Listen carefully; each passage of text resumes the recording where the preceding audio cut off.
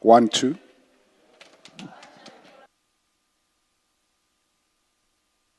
Good morning all. It's 29 minutes past 9 on this beautiful Friday morning. Please make sure that your devices are quiet so that they don't disturb the proceedings. We are ready to start. Thank you.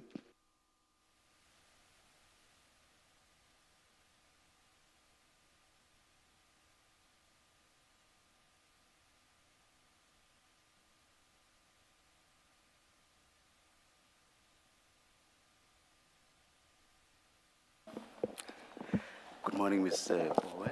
Good morning, Chair and Commissioners.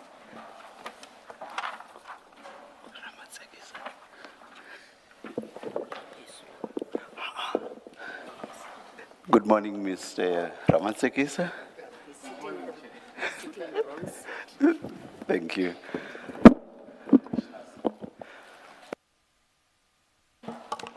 Chair, the witness this morning is Mr. Mantsha Raphesu, who is a senior investigator at Idac. Good morning, Mr. Raphesu. Good morning, Chair and Commissioners. Are you going to be swearing or affirming? I will swear, Chair. Do you swear that the evidence you are going to give is the truth, the whole truth, nothing but the truth? If so, please raise your right hand and say, "So help me God." So help me God. Thank you. Chair, just as a matter of housekeeping on our approach to the evidence this morning. So the witness will not be reading the statement into the record. Rather, I'll be guiding the witness through the statement thematically, and he will give an explanation of each section, and then we can pose those questions for each section during that period. May I find out why that choice of process? No, I'm not at all, I'm not querying it as such, I just want to know. Chair, was there something in my face that... I'll tell you why. We had an experience with one of the Egoruleni witnesses. He went on and on and on. He too was not reading until at some point I said, can't we find a way of going quicker? And he was then done within 5 minutes after I had made that request to him. Chair, in consultation with the witness in the lead up to providing the evidence, we tried to ascertain how best and how comfortable he would be, whether it be reading or explaining. And he expressed that he's much better at conveying the key aspects of his statement than to read word for word, and that's his preference. If, Chair, it seems like we are unable to get through the statement with relative progress with this method, then we may revert to reading. But for now, the witness has expressed that he's far more comfortable and more efficient with explaining than reading. Thank you, Ms. Bowen.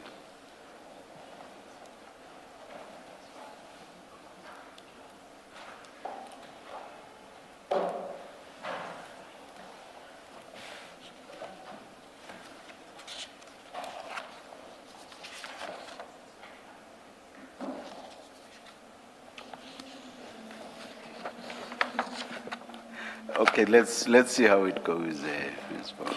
Thank you, Chair. I'm indebted. Mr. Raphesu, Commissioners, there should be one file in front of you which contains the witness statement. And you will see at the front of the file, there's the statement, and at the back are the annexures from 1 to 11. Do you have that file in front of you? Correct, Chair. And if you go to the statement, if you proceed to page 20 of the statement, can you confirm that that is your signature at the end of that statement? I confirm, Chair.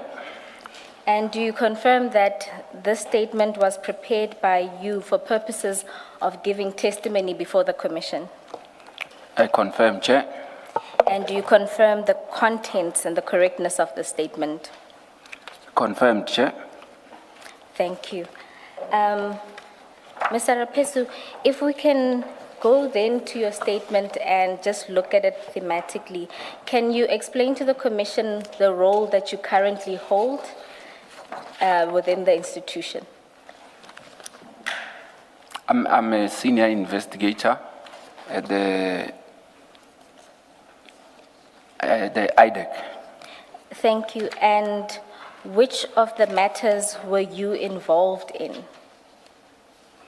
I was initially involved in the so-called Lushaba matter and the Mokwele matter, which was before called the Madondo matter. All right, thank you. And now, before we get into the contents of those 3 or 2 investigations, can you give a brief background of your previous employment history? I was employed at IPIT. I actually started as an intern at IPIT 2004. Later appointed as an analyst or a monitor at the Johannesburg office of IPIT. I think it was in 2005.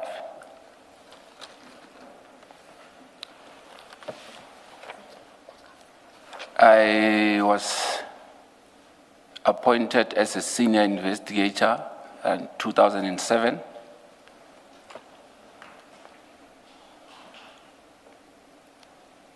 I worked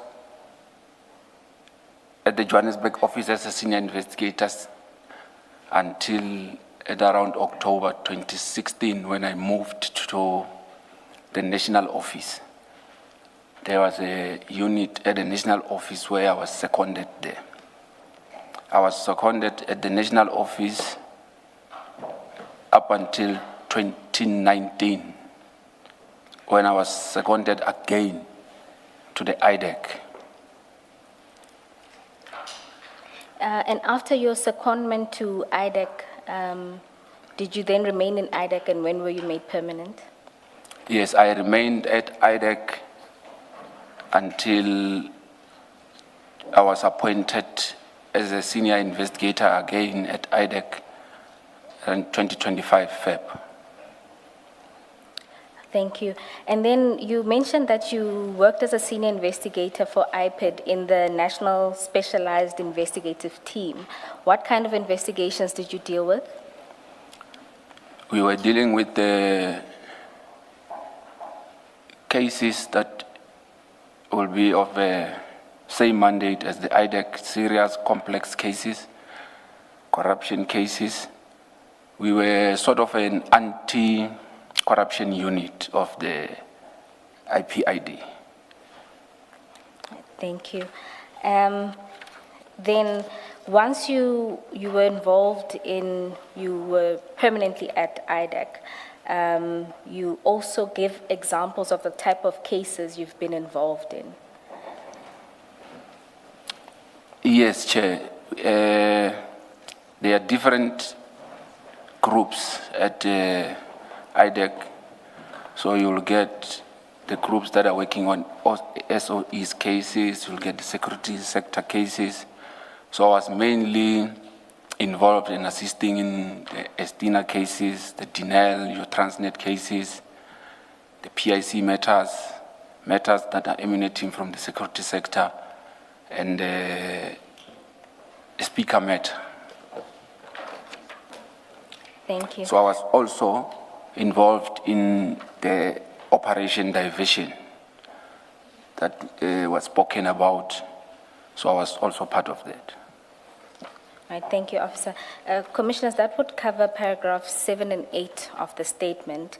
And just so that we don't move past it, can you just give a summary of your qualifications prior to joining the investigative field?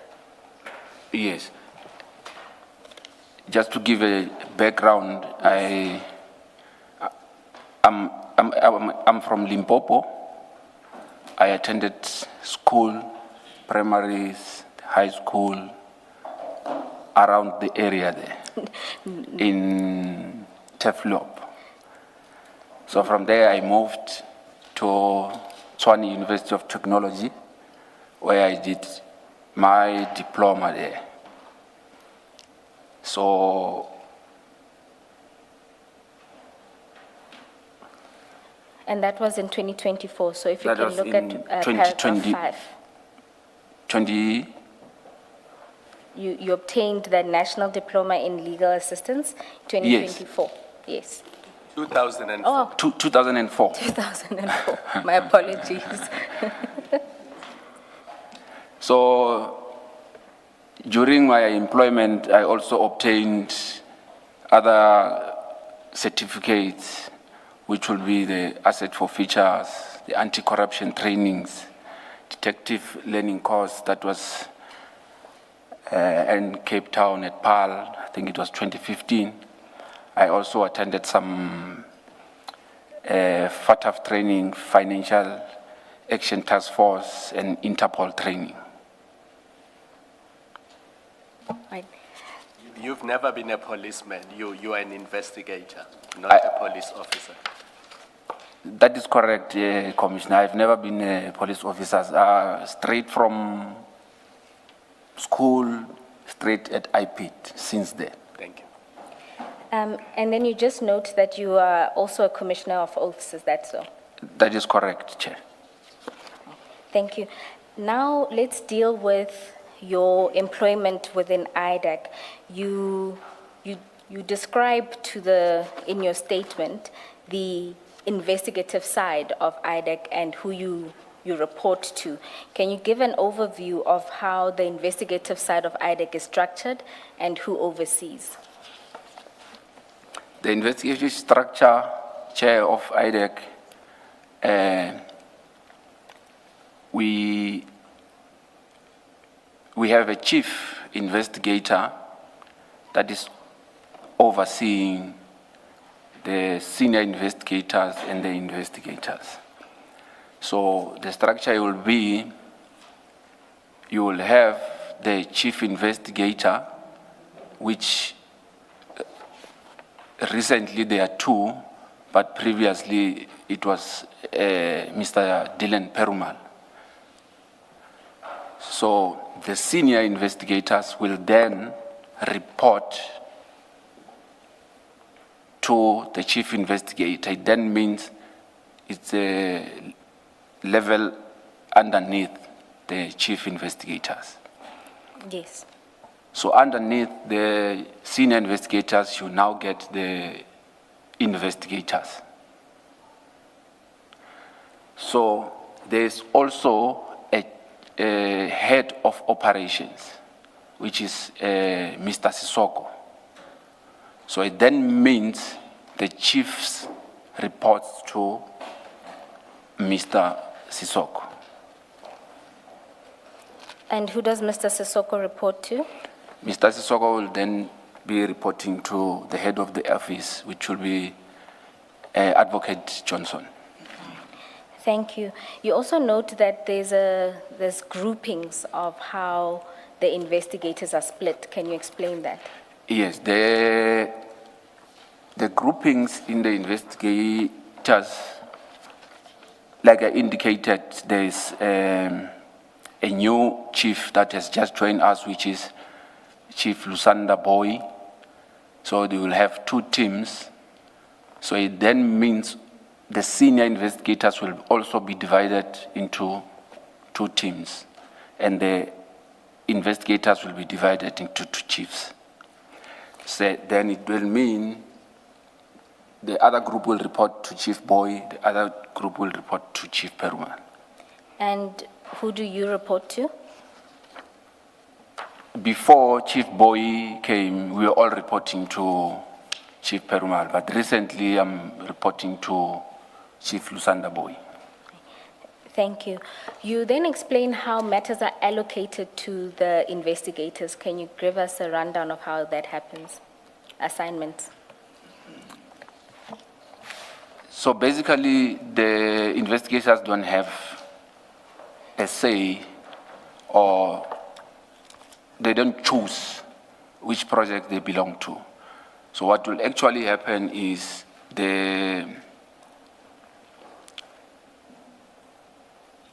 let me just call them management, the upper level where chiefs, DPPs, and the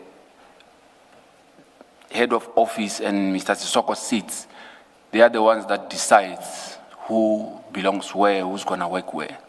So what will happen is when the process is done, what will happen is you'll be called to a meeting where you will be told there's this project, the names of people that will be working on that project will be put on a designation where everybody will know who's going to be working on that group. All right, and then do you then also get a sense of the various disciplines that will be designated in that group?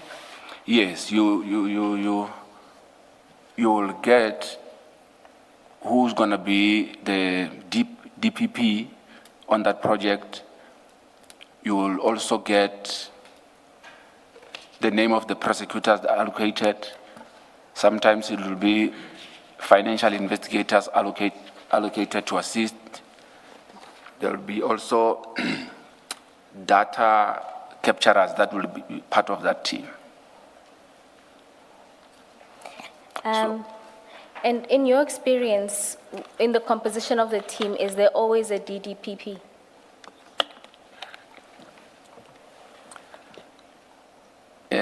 Chair, yes, in the composition of the team, there should be always a DPP. But there will be instances where maybe there's no DPP. Sometimes it happens. So when you say sometimes it happens that there is no DDPP, is that often? No, it's not often. How many times? Oh. Sorry, maybe let's check.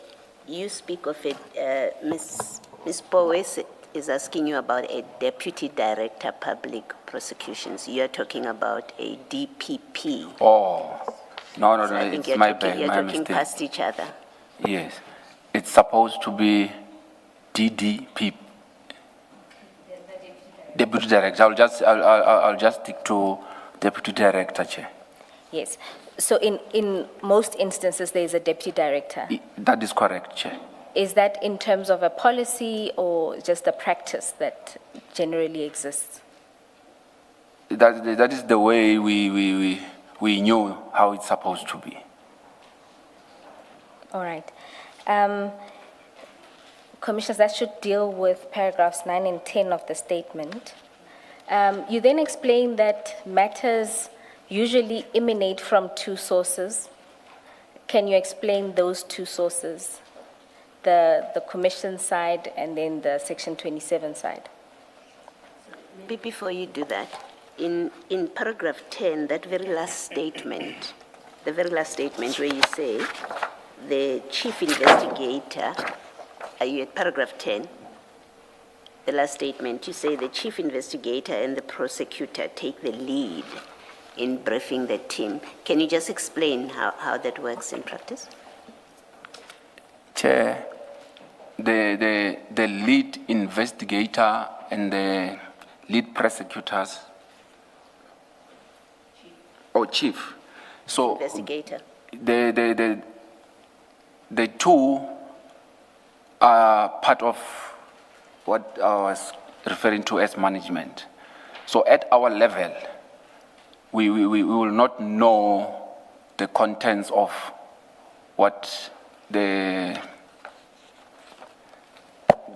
operation is going to be about. So they basically cascading what has been discussed in the management level, putting it down to us so that we can be able to understand, because they are bringing information from this side, bringing it to ours this side. Thank you. Mr. Raphesu, at paragraph Yes. 11, you deal with where the matters emanate from. And you explain that it comes from either two sources. That is correct, Chair. So the sources of information will come from the commissions of inquiries. Mostly cases that we're working from, they are coming from the Zondo Commission. So when you're getting cases that are coming from there, it is easier when I'm going to explain it from the previous paragraph 10 to indicate how, when we are briefed vis-a-vis the section 27 and the matters that are coming from the commission, how we deal with them. Yes. So the matters that are coming from the commission, you will get briefed even if maybe the information is not so much making sense, or maybe there's some things missing. You also have a chance now to say, you can go back to the records of Zondo Commission, then you can try to suss out, or maybe to get more information from what is there to complement what you have been briefed about. I don't know if maybe I've put it in a... And so you eventually go to the commission's records and get Yes. statements? Just to get a more broader picture of what you'll be dealing with. Okay. So with regard to section 27, it's a bit challenging because you rely more on the briefing, but you don't have any other source there you can go to source out the information from. All right. So in relation to the section 27 referral, you will get a briefing, but that doesn't necessarily mean you'll get the referral itself. That is correct, Chair. And is there a policy that exists about whether or not you get access to the section 27? No, I don't know of any. Sometimes when you're working on a matter, you can't, let me not say you can't. There are some times where we will request for more information. It will depend on your chief or your prosecutor whether they want to give or not. So there's nothing that is saying you should be given or you should not be given. And when... Before these matters, the crime intelligence Yes. matters, had you worked on section 27 referral matters before, investigated? I did, Chair and Commissioners. Okay, so you do have experience of how it works. Yeah, it was only once Okay. before this one. This was the second one. Okay. So if I can just explain with the first one. On the first one, the prosecutor that was, the lead prosecutor that we worked on with on the first one, she provided all the information that was necessary, that was relevant, and we didn't have any issues with that. But when it comes to this one, there was a bit of, the information was not forthcoming. Let me put it that way. Thank you. So you made a request and the information was not forthcoming in this respect?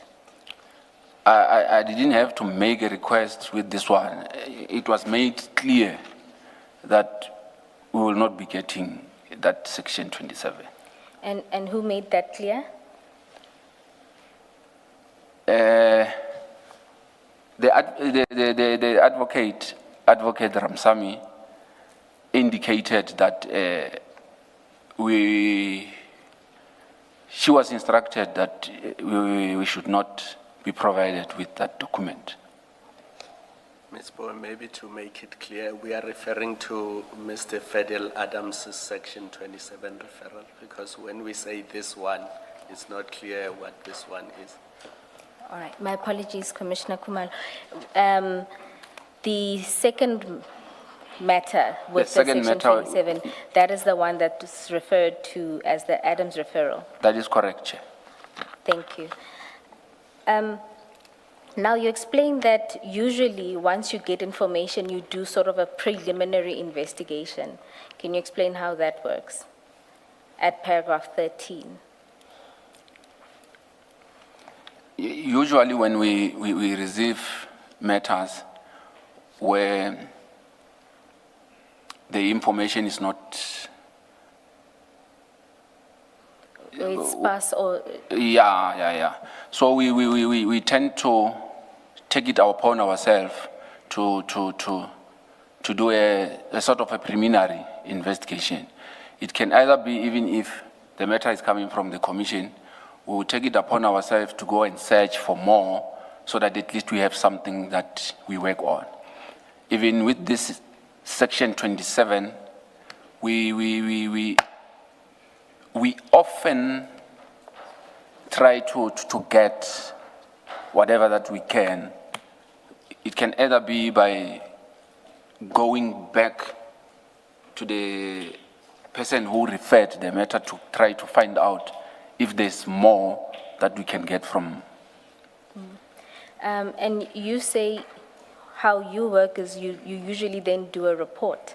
Is that right? That is correct. Sometimes, let me not say sometimes, in all my cases that I'm working on, I'll just do a short report indicating what I have done and what I've uncovered, and I'll advise the prosecutor on the developments of what was uncovered or during the investigation. And if your preliminary report points to a lack of evidence, is that also something you communicate to the prosecutor at that stage? That is correct, Chair. Okay. And then at paragraph 14, you explain that you've been involved in only one other matter where there was a section 27 referral. And there, what was your role? My role was, I was put as an investigator. It then would mean that there was a lead investigator on that case. So the structure was, there was a chief, there was a lead investigator, then I was an investigator on that matter. And generally, at what point do you get involved? You explain that your involvement only comes at a particular stage. Once, in this instance, once a 27 has been given to Idac, you say you only get involved. No, when a 27 is referred, we only getting involved when the section 2813 or section 28.1 is authorized. It will then mean once this designation is made, your name is put there, then there will be a meeting that will be arranged where you're going to be informed that this is the team that is going to be working on this matter. And are you allowed to gather information prior to the authorization of an investigation, whether it be in terms of 2813 or 28.1? No, from our level, we are not allowed, senior investigators downwards. So when it comes to the chiefs going upwards, I can't say for sure how they operate, but I will think that they may be allowed to find out more, or maybe to consult more before the referral is made. All right. I may be taking you ahead of where you are, but you've touched on the allocation. And I assume that the allocation here, at least its announcement to the participants, took place at the meeting of the 6th. That is correct, Chair. Yeah, and you say that it's unusual in your experience for the investigating director, who was Advocate Johnson at the time, to attend and allocate a matter at inception. So ordinarily, who would attend and allocate at inception? Chair, ordinarily the DPPs are the ones that takes over those duties. And if maybe there's no deputy director, then it will be the chief and the lead prosecutor. So let me just leave it there. I'll elaborate when, yeah. All right, thank you. Mr. Raphesu, then let's get down to what happened on the 6th.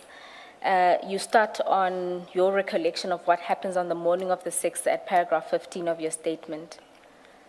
That is correct, Chair. On the morning of the 6th, we were having meetings lined up. So the first meeting was going to be at 9 o'clock. It will be the staff meeting. So I was approached by Advocate Ramsamy, who provided me with I'll just say, an affidavit that later became known as a Section 27. So she just, I don't know how to explain, just pushed it to me. And the way she pushed it to me, the way she was after looking, I understood to say, I must check this thing quick. So I went through, it was about maybe 5 to 10, close to 10 pages.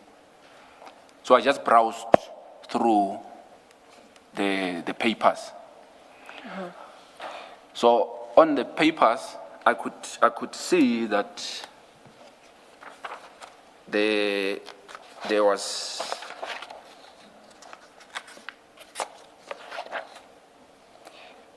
maybe to assist you, you describe what you saw in the papers at paragraph 21 of your 21. statement. Yeah. The papers you refer to are the pages of this affidavit. Yes, it was the pages, correct, Chair.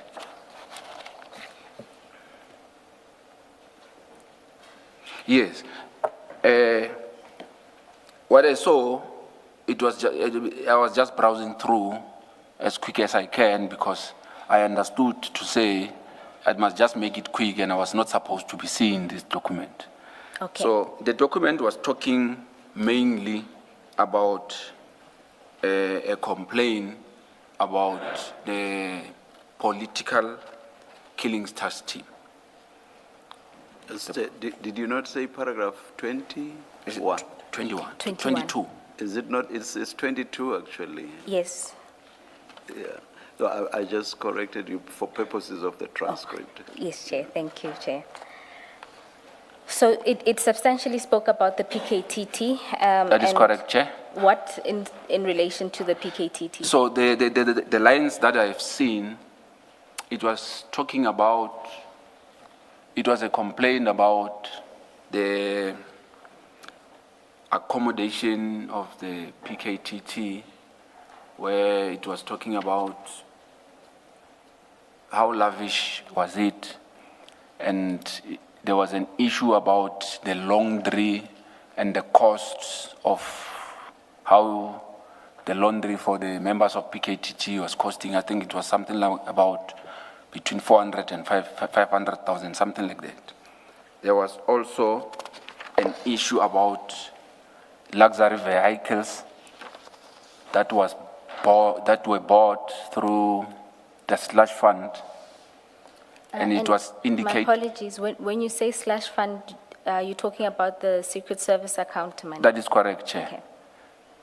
Yes, you can continue. So those vehicles were bought for the PKTT, but the allegation were that the vehicles were utilized by the former Minister of Police, Minister Cele. So the other allegation was that there were properties or hotels that were bought around KZN and Johannesburg area, the Gauteng area. So with regard to the Gauteng area, the area that was mentioned was the Midrand or Kyalami. There was also mention of Pretoria North. So those properties were said to be some lodges and hotels. Commissioners, you note that at paragraph 22, there's no mention of Pretoria North, so just to note that as an additional place. Yes, no, I just remembered that there was also something that has to do with Pretoria North. Yes. And then you also indicated that you saw information related to political killings investigations. Yes, the information that was there regarding the Politas team investigation was, it was a sort of a complaint about the cover-up of some sort on cases that were mentioned. So I remember the name of Sergeant Dumisani Dlamini, and there was also a name that I recalled after, the late Cindy Somakaka's name was also there, but I didn't include it on my statement. The reason I remembered about the Dlamini is because I knew who Dlamini was, because at some stage when I was posted in KZN, he happened to be my witness. So the reason I remembered it quicker is because after I discussed this, I was explaining to Advocate Ramsamy how I knew Sergeant Dlamini. All right. Do you remember what was said about Sergeant Dumisani Dlamini and Mr. Cindy Somakaka? Chair, what I can remember is that it was sort a complaint to say something like a cover-up or improper investigation. Because I was just browsing through, I could just get the sense that that was what the complaint was about. The allegation, that allegation being against Sergeant Dlamini? No. The allegations were mainly about the PKTT. So Okay. the information was trying to say that the PKTT is maybe trying to distort something, or they're trying to not to investigate those cases properly, something like Amongst others, the Cindy Somakaka murder. that. That is correct, Chair. And Sergeant Dlamini. Sergeant Dumisani Dlamini, correct, Chair. Yes. Sorry, about Sergeant Dlamini, what was the allegation? That he was also I was can't. he implicated as in this complaint, or was he presented to be a victim of the PKTT? From my reading, it looked like he was portrayed as a victim of the PKTT team.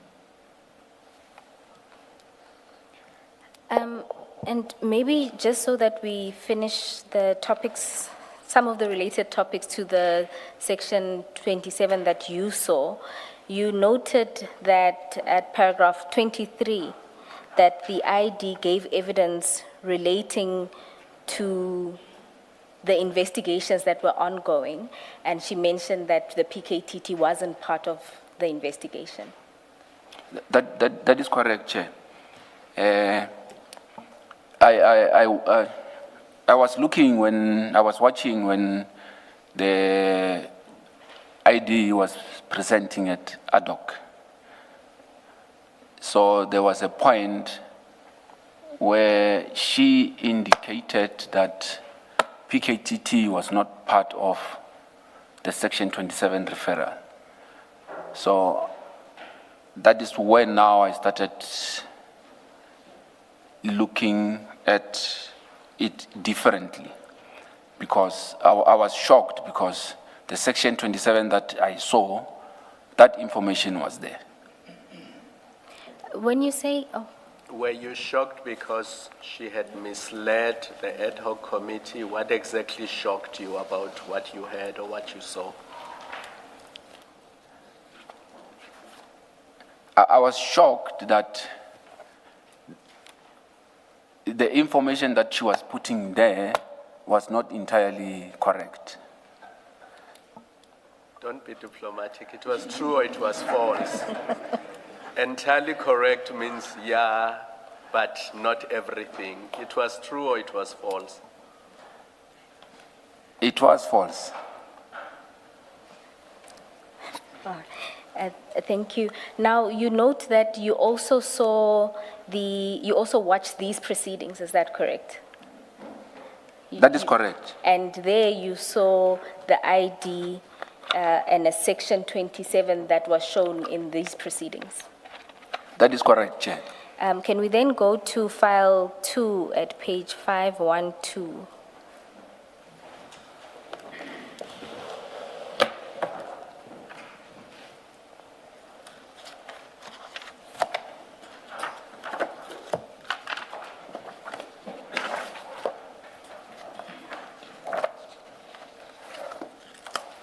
You'll tell me when you find it?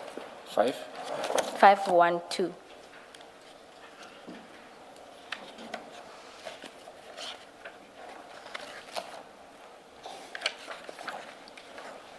I'm there, Chair. Is that the Section 27 that you saw in these proceedings?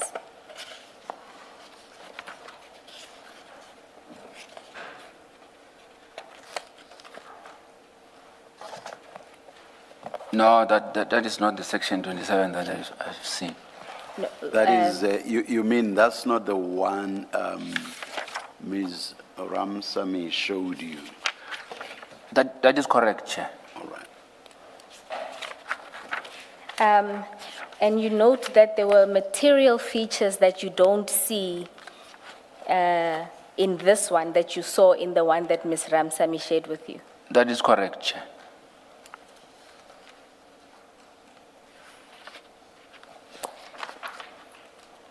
And you also made observations in your affidavit about the length of this one that's in the file that was before this proceedings and the one that you saw when Ms. Ramsamy gave you. That is correct, Chair. The one that I described, the pages were more than 5, but close to going to maybe towards 10 pages. And so, sitting here now and having a look at that, you can positively confirm that this is not the Section 27 that Ms. Ramsamy showed you on the 6th of December. No, this is not the Section 27 that I saw. Furthermore, you recount in your statement at paragraph 25 that you had a discussion with Ms. Ramsamy afterwards where you confirmed to her that this is not the affidavit she showed you. Is that correct? That is correct, Chair. All right. And then lastly, at paragraph 26 of your statement, you then confirm a few aspects that you could recall from the Section 27 that Ms. Ramsamy showed you. Can you see that? Yes, no, that is correct, Chair. No. And there you can confirm that the affidavit that Ms. Ramsamy gave you contained various matters related to the PKTT. Is that correct? That is correct, Chair. It made reference to Orlando cast numbers and Valeria and not Cape Town case numbers. That is correct, Chair. And then just to demonstrate that, if you can just look at page.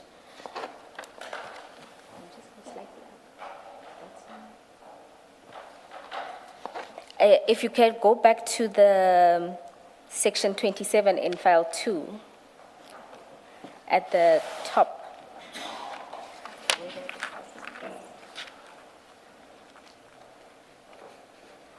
At paragraph 1. Can you see that there, the section 27 that served before this commission makes reference to Cape Town case numbers, whereas the one that you saw made reference to Orlando case numbers? That is correct, Chair. Thank you. And then you also confirmed that the section 27 that Ms. Ramsamy showed you contained allegations related to General Madondo and failing of a polygraph test. Is that correct? That is correct, Chair. But also, remember, as I indicated, I was just browsing quicker, but I remember that the names were there. And then, do you recall the matter of the forklift? I can't remember it in detail, but there was a mention of forklift. And then the last one, I think you've already confirmed, which is the purchase of hotels and lodges and properties using the Secret Service account and vehicles for use by the former Minister of Police. That is correct, Chair. Can we just to eliminate the possibility that you could be mistaken, how much time did you have to observe this affidavit that Advocate Ramsamy gave you, and what did you do with it after you observed its contents? Chair, it might be, the time might be maybe between 5 to 10 minutes. So you were sitting down, she passed it to you, you had a look at it, you browsed through the various pages to see what was in the affidavit. That is correct, Chair. And then what did you do with it afterward? So afterwards, then I pushed it back to her when she was about to leave, because she was supposed to have handed it over to be kept at the safe of Advocate Johnson. Was it just the two of you, or was Mr. Perumal and Padiachi in that room when No, they were there. It was just the two of us. Okay. I think I saw somewhere in the statement that you said you did not finish browsing the document, or am I mistaken? That is correct, Chair. If it was just the two of you, why the rush? Why did you not finish going through the affidavit? So I understood it to say that there was no time. I must just browse it quicker. So I concentrated on the information where I wanted to grasp quick. But you didn't know what was to come after the point at which you stopped. No, by the time I was pushing to go there, the time was already elapsing, because she wanted the documents now to go and hand it over. What do you mean by that? So what I mean, Chair, is the instruction was she was supposed to bring the docket, the document to be filed, to be locked in the safe at the ID's office. So before I could finish reading the whole thing, she had to take it back. Do you mean she demanded it back? Yes, I can't say demand, but it's just by showing off, it then means then I must hand it over. She didn't say it in words, she just made a gesture to say I must bring. A gesture that you understood to mean give it back? That is correct. Okay. Mr. Raphesu, do you work often with Ms. Ramsamy? Yes, I worked with her on the first 27 project, which will be what I refer to as a speaker matter. This was the second operation where I was working with her.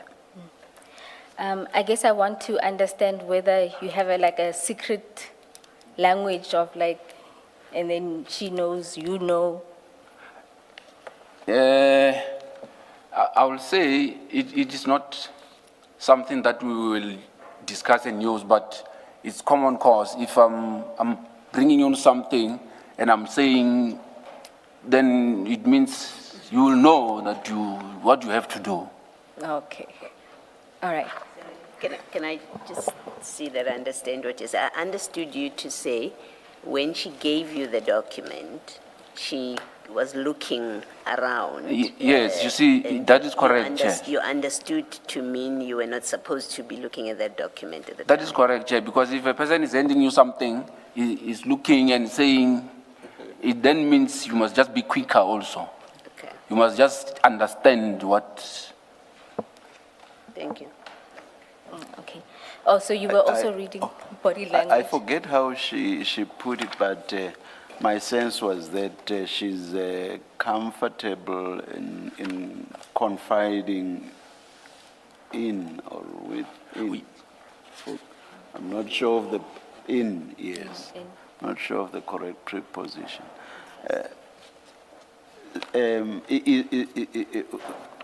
Are you also of the, how should I put it? You too are comfortable in confiding That will be correct, Chair, because in her? on the previous 27 that we worked on, we experienced some challenges, and when we were discussing, we realized that, just to put it straight, on the project that we worked on, we worked with Mr. Timani Binang. She was the lead prosecutor, Binang was the lead investigator. So I was the assistant there. So we had problems with Chief Perumal. So he sometimes wanted to come with tricks and other things. So we had to unite so that we can be able to deal with his dodgy ways. So that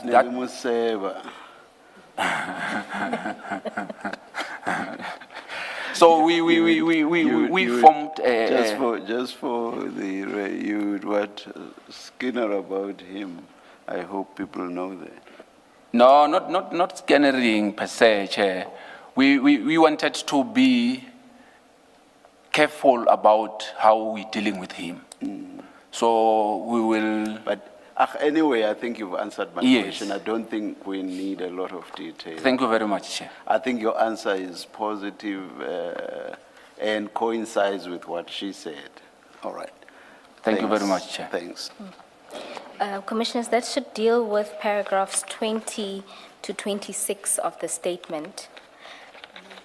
You skipped paragraph 19 and 20. Oh, yes, we are going back going into back. the meeting. My apologies about that.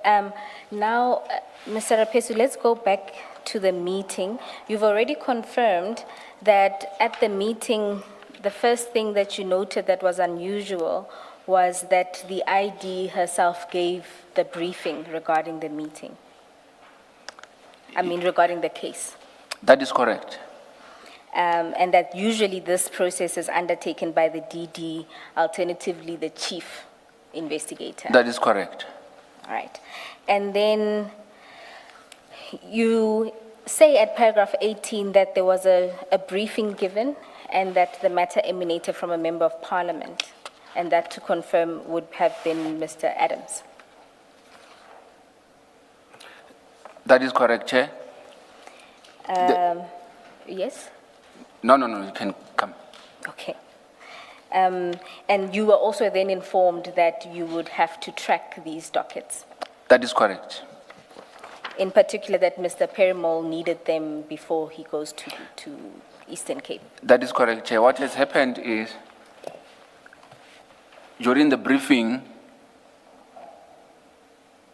Chief Perumal was explaining, briefing us and giving us information that this is what the case is all about, this is what we need to do. He mentioned that he's basically tasking me or giving me instructions to locate the dockets. So the dockets he was referring to, he indicated that they bear a case number of Valeria. So he also indicated that he received the information that the dockets might be locked in a safe in the station commander commissioner's office at Valeria. So I was tasked to go to Valeria to collect the dockets, which I did. So maybe before you get to the actual collection, let's finish your concerns and the briefing. yes, on the paragraph 19, yes. Yes. So during the briefing, when I checked when I looked at the designation, I saw that my name was put there as a lead investigator. There was a DPP, deputy director, who was allocated, which was Mr. Advocate Manilal, Santos Manilal. There was a financial investigator who was put on the designation, I think is Mr. Vainant Vessels.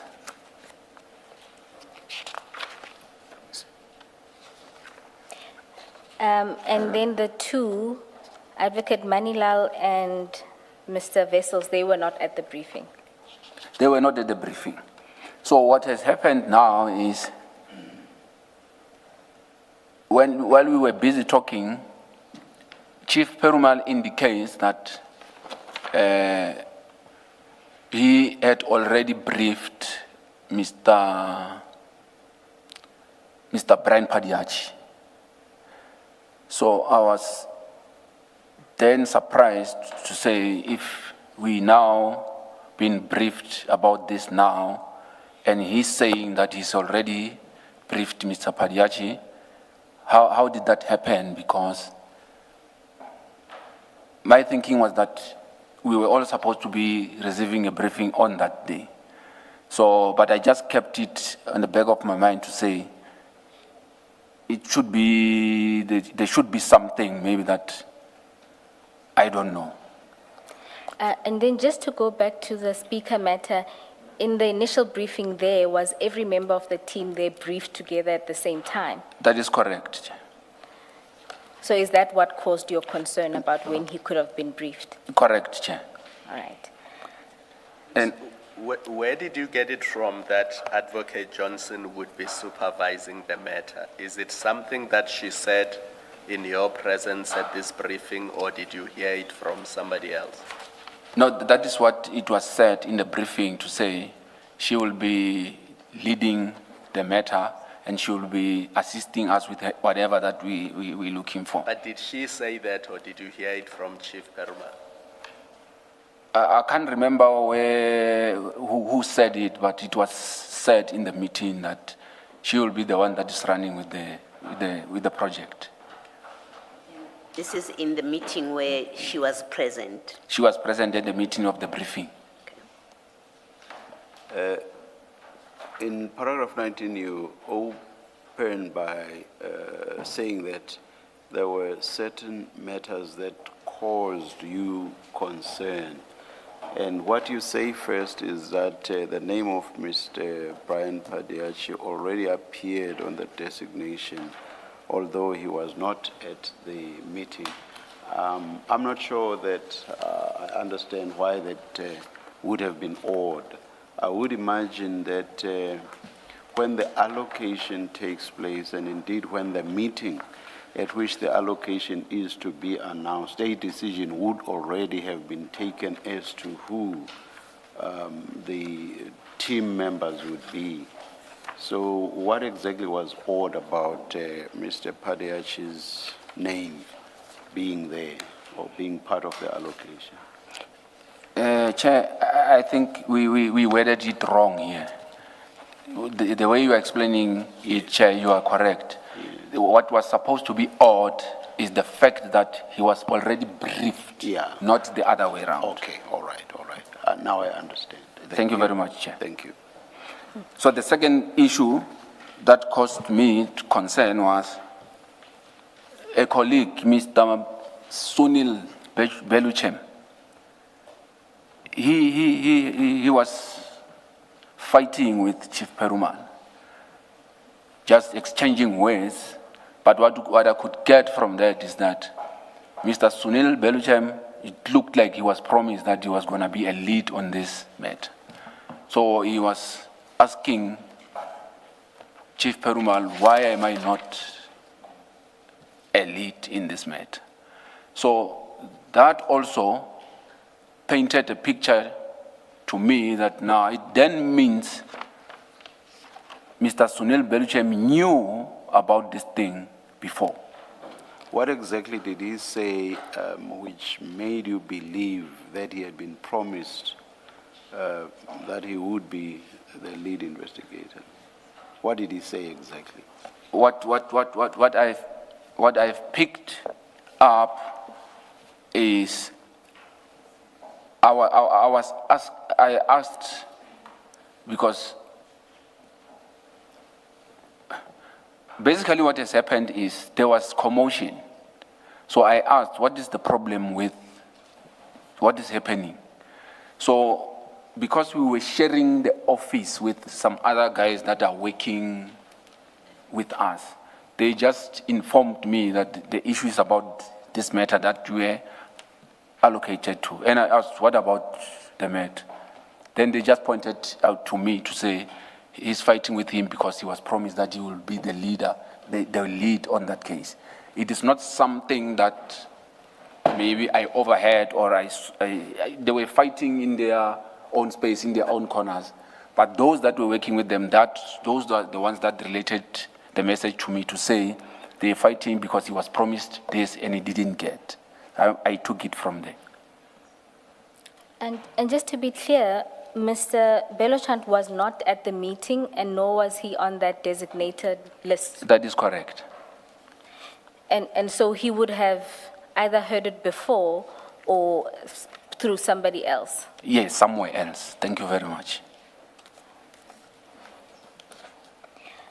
And now we can then, Commissioners, that should dispose of the remaining paragraphs.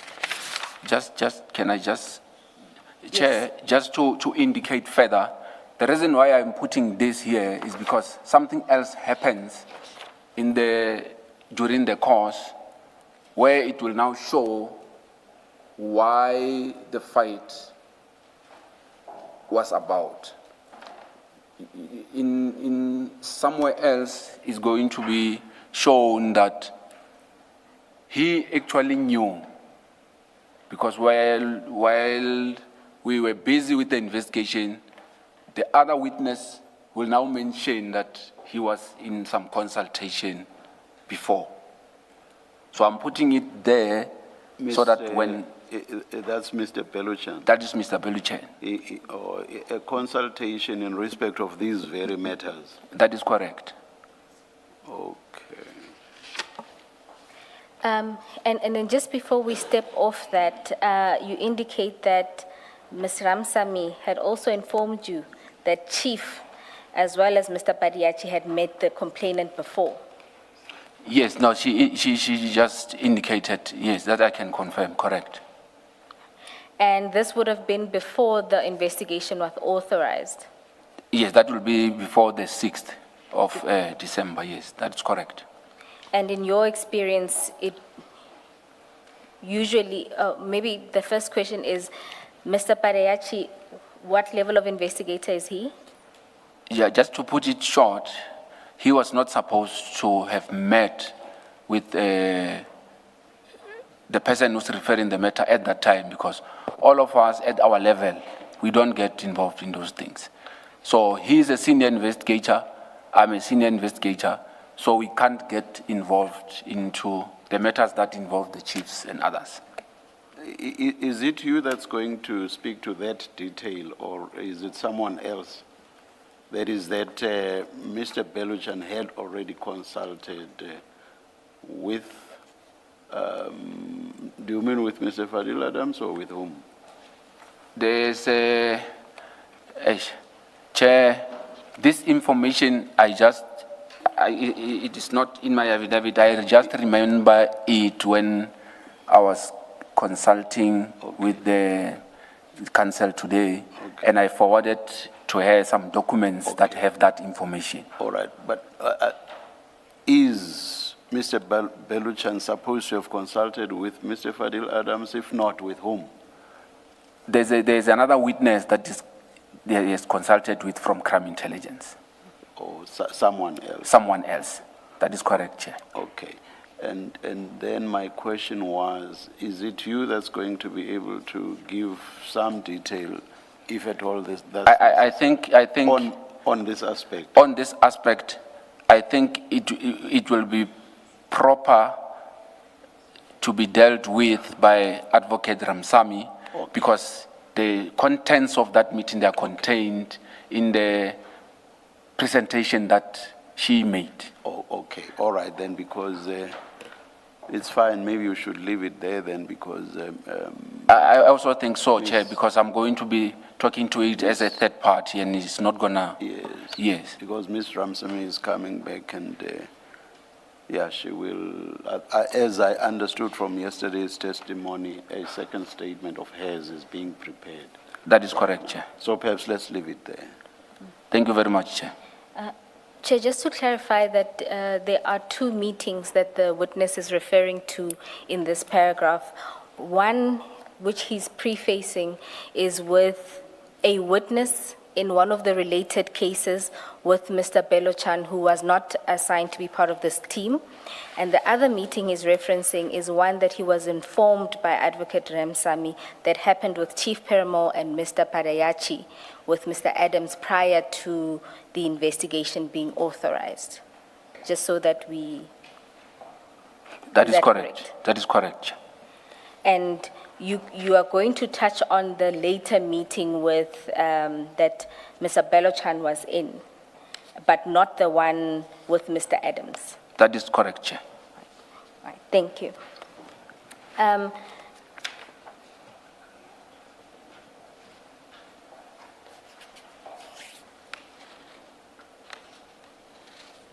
Then you then proceed to talk about the request then that was made, or rather the instruction that was given for you to collect the dockets.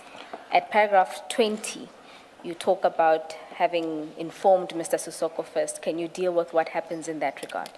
Thank you very much, Chair.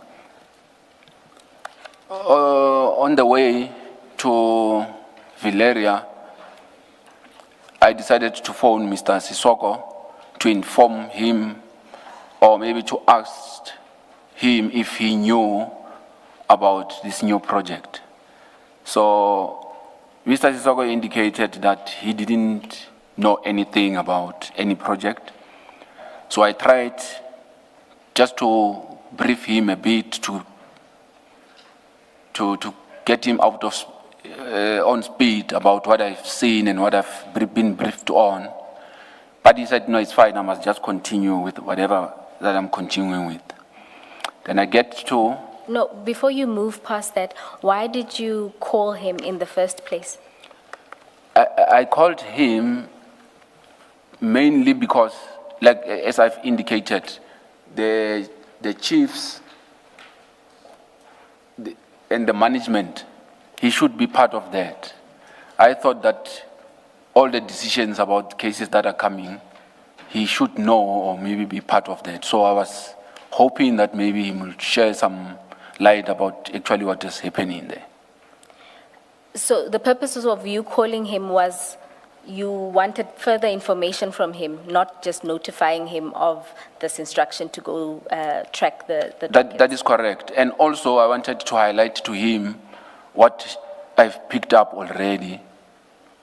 And I wanted to get his feel about maybe he will be able to explain it better or something. What do you mean when you say what you've picked up already? No, when I'm saying what I've picked up is the behavior of Mr. Padiachi already been briefed, and this one fighting for being a lead. So I wanted him, maybe he can be able to clarify what is actually happening here. So you wanted to talk to him about the matters that you said were matters of concern to you. That's what you wanted to engage him on. Yes. All right. That is correct, Chair. And then you just note that it was concerning to you that in the call, it sounded as if he had no knowledge of this.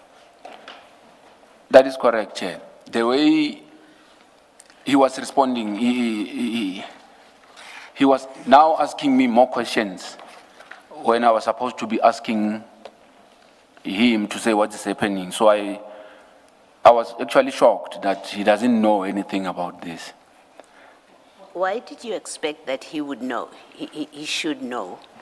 He is the head of operation, and from what I understood, that he should know about what is in his space and other things. But it turned out that he was, I don't know if I would say he was not informed, or I don't know how to put it, but I expected him to know. Because he's head of investigations. That is correct, Chair. So in your experience, in all matters that you were involved in, he would always be in the know, so he would always know about them. That is correct, Chair. All right, okay. Thank you. Then let's move to page 9 of your statement, where you deal with collection of the dockets. We're at paragraph 27 of your statement.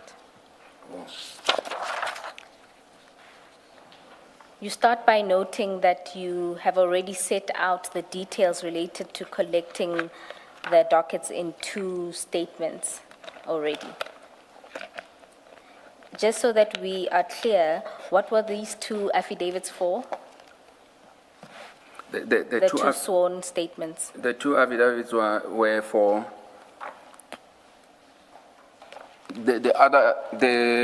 I don't know which one is the first or the second, but Let's go to page 26 of the annexures.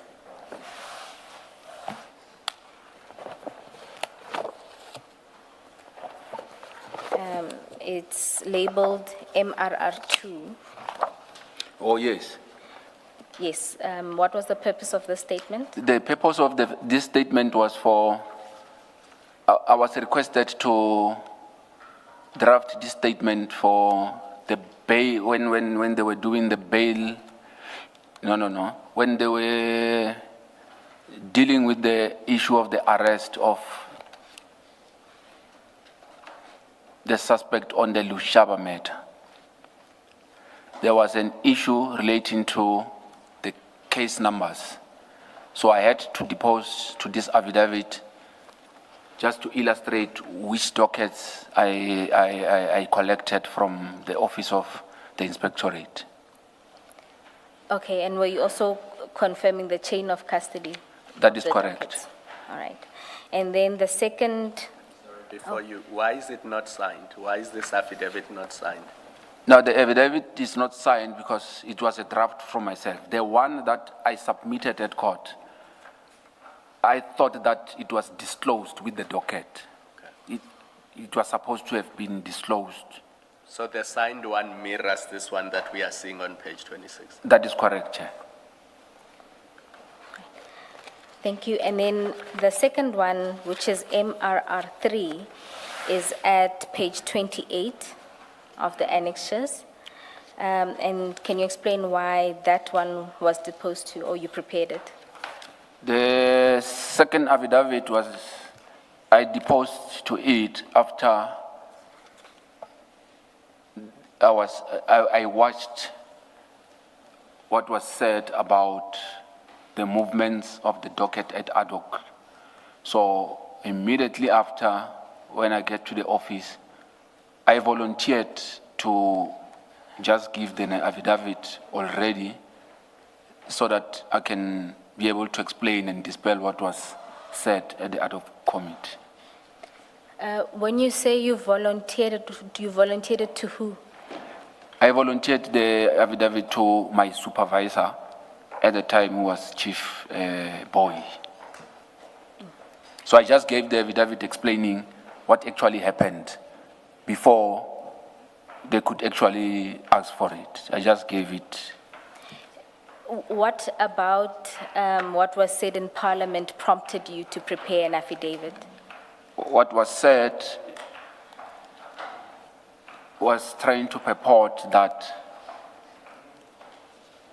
I did not follow the procedure and I went to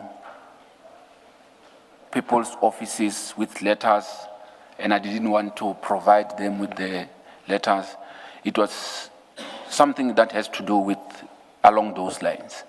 So I wanted to put it clear how the process unfolded, just to put it clear that this is what has transpired.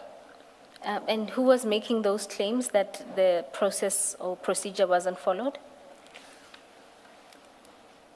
It was a conversation between Advocate Johnson and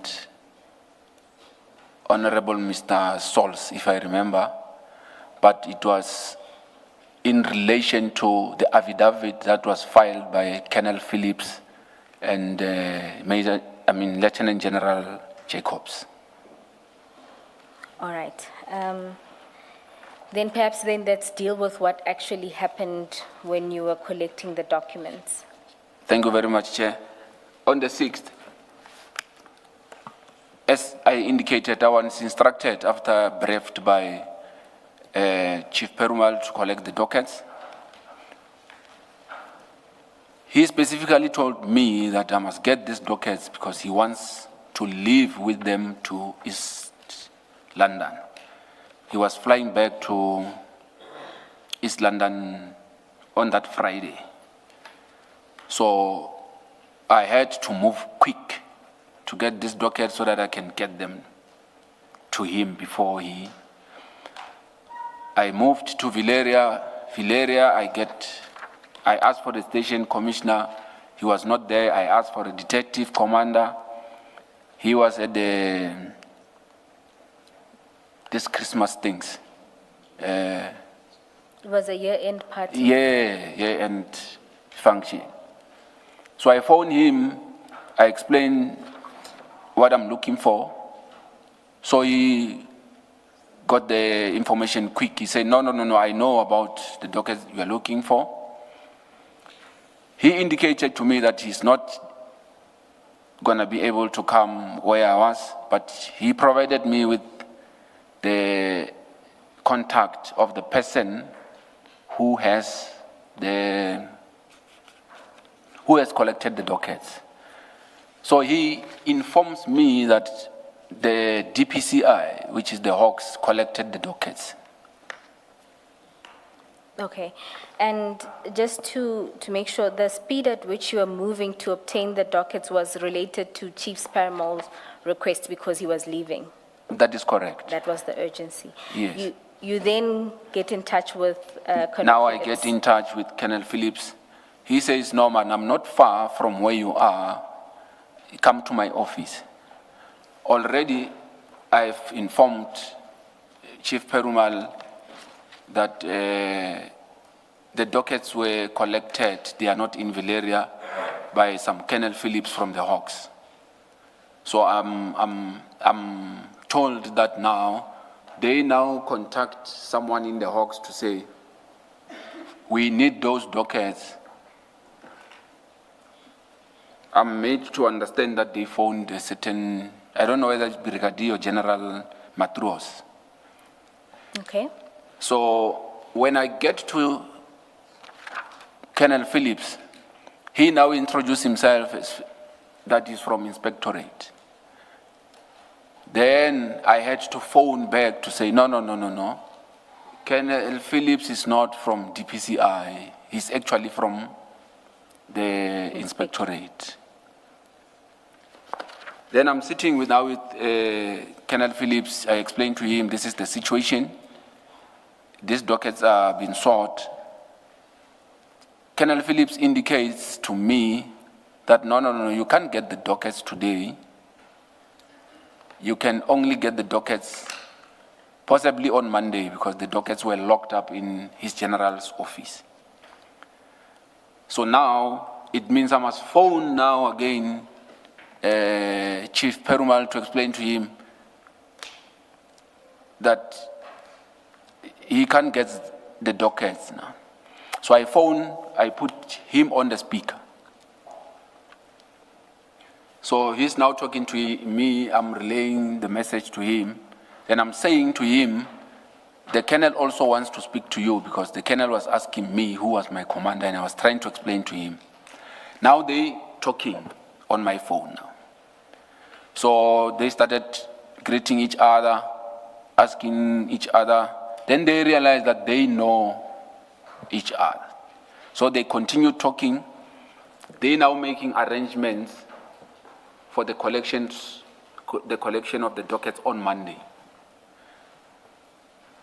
So on the arrangements, they talking how they are going to move about, how the letters will be exchanged between the two of them and how the letters should be directed. After they finished talking, the phone was handed back to me. Okay. So when we parted ways with Colonel Phillips is that I will meet him the Monday, the 9th, at his general's office. Okay. And did you then communicate with any one of the officers regarding the letters that now need to be exchanged? No, I didn't communicate with anyone. I thought that will be sorted because the chief already knows and agreed with Colonel Phillips on how to do it. So my duty was only to attend to General Jacob's office to collect the dockets. All right, and you did so on the morning or on the 9th of December, and you collected the documents? Yes, on the 9th, I reported to the office of General Jacobs. When I get there, I was informed that the letter has not been signed already or provided already. So I had to wait outside for the office to process the signing of the letter. Some few minutes, about 10 to 15, I was informed that the ID has signed the letter and it has been sent to General Sintumule. So when I went back to General Jacob's office to inform him that now the letter has been signed, it has been sent to General Sintumule, and I was asking General Jacobs to provide me with the email address of the secretary so that I can give them to also forward the same letter to his office. So what he did is he took out the phone, spoke to General Sintumule. Immediately after the call, he said, nah, everything is fine. He instructed the secretary to give the dockets to me. Then I signed for the docket and took them back to the office. So you took the original docket? That is the original docket. And do you ordinarily take the original dockets in instances where you take dockets from various stations? I didn't get that. Do you usually take original dockets when you are taking them from origination stations or where the dockets were initially opened? Yeah, we usually take originals, and if there's a need to take them back, we take them back. But in some instances, depending on the matters, sometimes we just go ask for the copies just to evaluate before we take the originals. But It's not a prescribed thing. We are just flexible about it.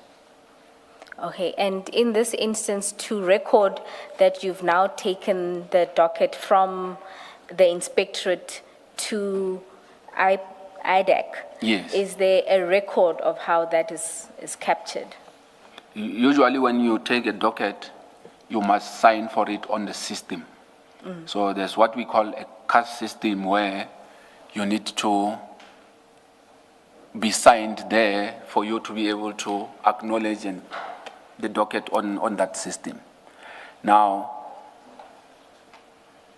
I am registered on the CAS system, but my credentials are still registered on the previous employment of Idac. So I couldn't have signed for that docket using IPID because it was going to look like IPID signed for the docket, whereas the docket was signed for at Idac. So I opted to sign for it manually. Okay, and Ms. Bowen, maybe let's just clarify this. It may or may not become an issue later on. Paragraph 30, you say you collected 7 case dockets, and then you mentioned 3 being Valeria. Are those the same Orlando dockets, the ones that you identify as Valeria 403, 404, 405? That is correct, Chair.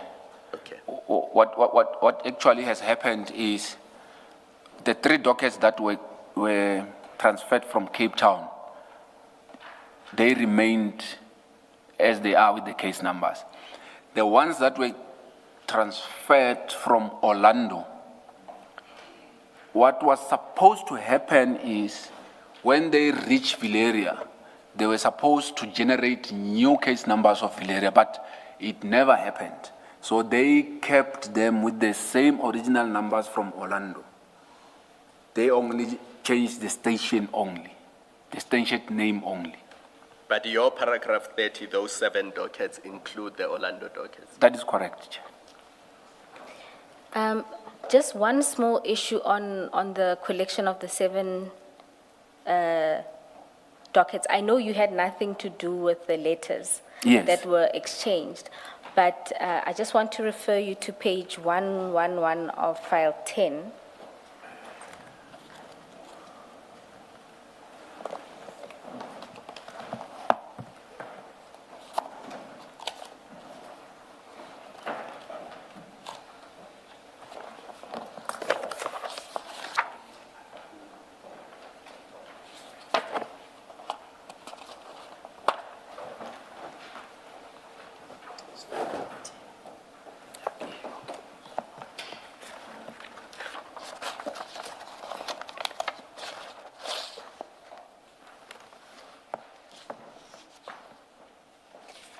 You will see there is a letter from Advocate Johnson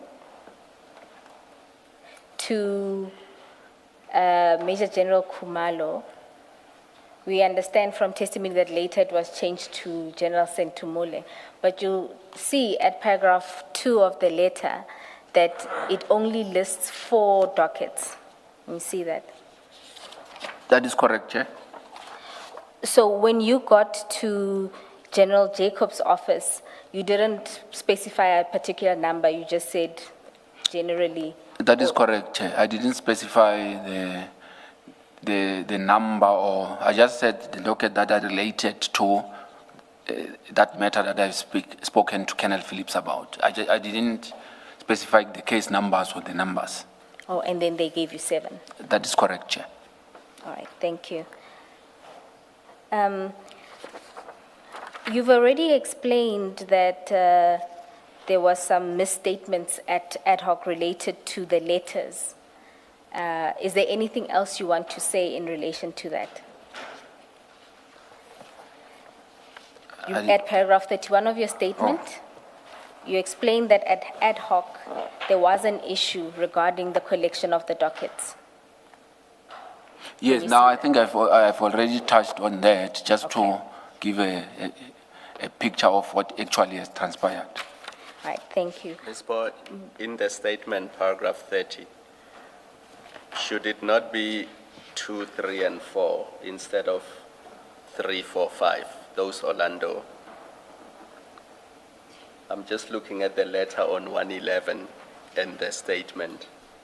The Orlando dockets should be 2, 3, and 4, but here it looks like it's 3, 4, 5 in the statement. Do you see that? Yes, I see that. We'll, Commissioner Khumalo, we'll just double check the referencing.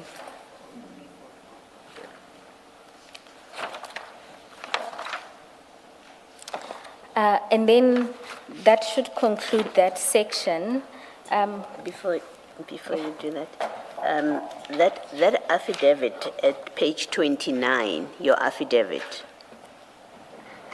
the one that you say you prepared after you heard what was said in the ad hoc committee. Yes, Chair. Commissioner. Can you just explain more what you say in paragraph 8 of that affidavit? It's still in the same file, your statement file? Or paragraph 8?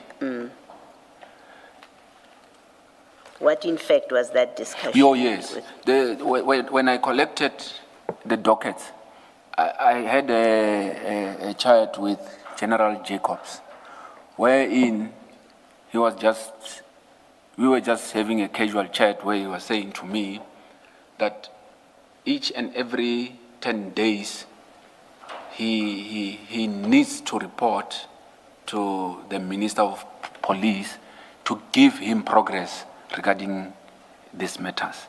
So basically, the way I took it is that since we are now taking the dockets, it meant that it's now our responsibility to report or something like that. So that's why I just put it the way he said it to me. And this was about the dockets? This was about the matters dockets. In these dockets? That is correct, Chair. Okay. And did he say why there was that kind of position that they needed to report to the Minister of Police? No, he didn't indicate, Chair. Okay, thank you.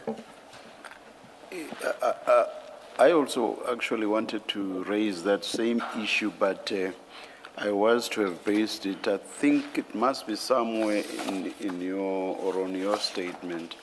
Isn't there somewhere in your statement where you say in the dockets you found a correspondence?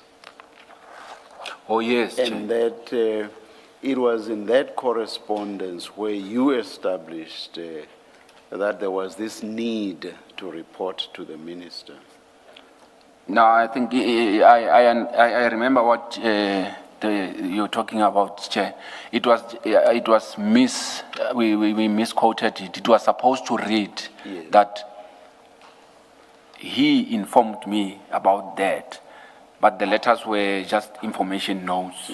Just because I was interested. So we captured it incorrect. I was interested to know what that correspondence was, who wrote, and how exactly that need arose, and whether the correspondence showed where all of this came from. No, apologies for that. Please look at paragraph 32. That's Chair's question to you. Yeah. Do you Which not file? have your statement filed with you? Oh, yes. 32. 32.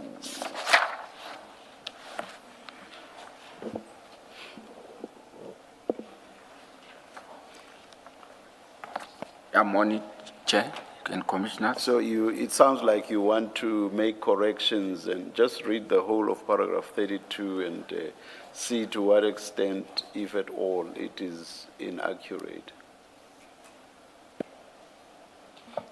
Sorry, Chair, just to say that the witness did say this to me in relation to this, because we hadn't gotten to this section, we hadn't made the correction yet. But he did indicate that it wasn't correspondence, it's rather that in communication with General Jacobs, told him that there is this reporting every 10 days. I raised it at this stage, even though we are not at paragraph 32, because it relates to the point raised by Commissioner Baloyi in relation to a separate affidavit. But I had also thought I wanted to follow up on this. So what do you say the correct position is now? The correct position will be that I was informed by the general that is what should happen. Okay. I mean, I know you're not management, what you refer to as management at Idac. Yes, Commissioner. But I'll ask the question anyway.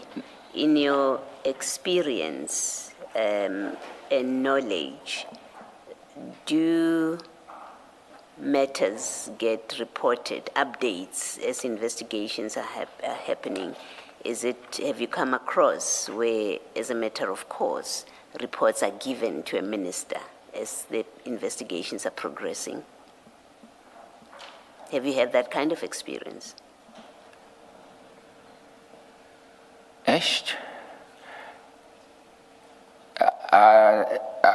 Can I maybe just indicate that I'm not aware of? You have never had that experience where you're involved No. in a matter and you become aware that reports need to be given to the minister from time to time? You don't have that kind of experience? I'm aware, but it will be maybe an issue of, the way I understand it, it will be a monthly issue. Maybe it will be, maybe there's a meeting where everybody's there, they have to report. But with this one of frequent, like 10 days or something, that one I don't know of. And the ones that you say you're aware of, would it be reports to the Minister of Police or to the Minister of Justice? Because you report to the Minister of Justice, Idac, as I understand it. That will be correct. So it would be Minister of Justice. That will be correct. Thank you.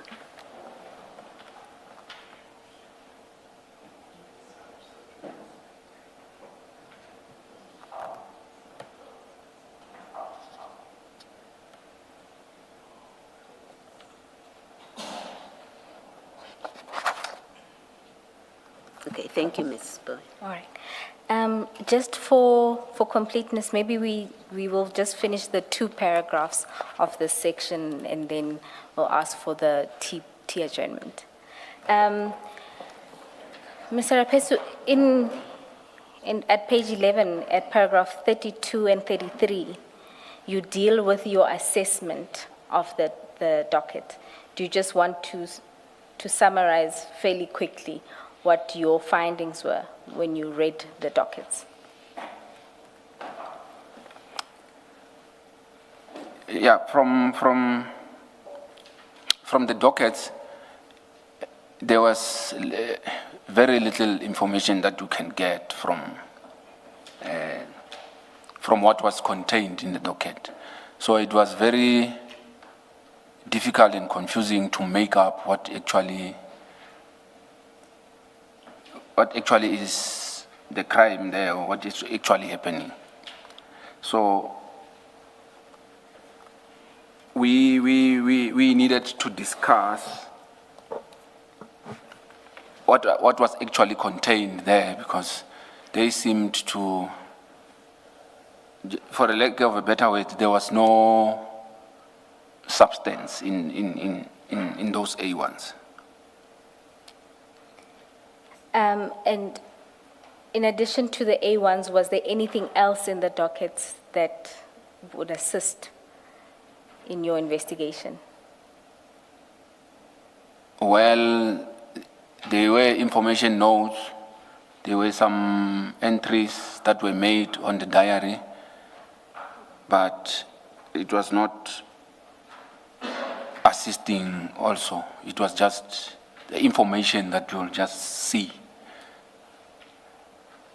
And in relation to the information note that you saw there, what did you pick up from that information note? And just to assist, it's at page...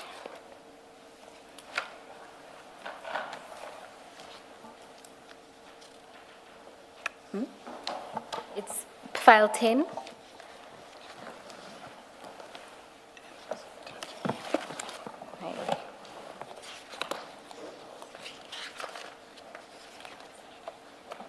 At page 141, there's an example of that information note.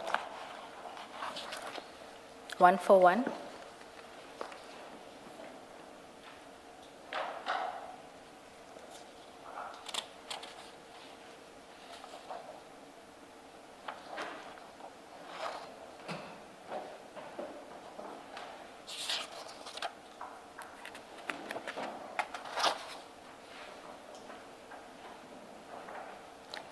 Have you found it? Correct, Chair? And what were your thoughts in relation to that?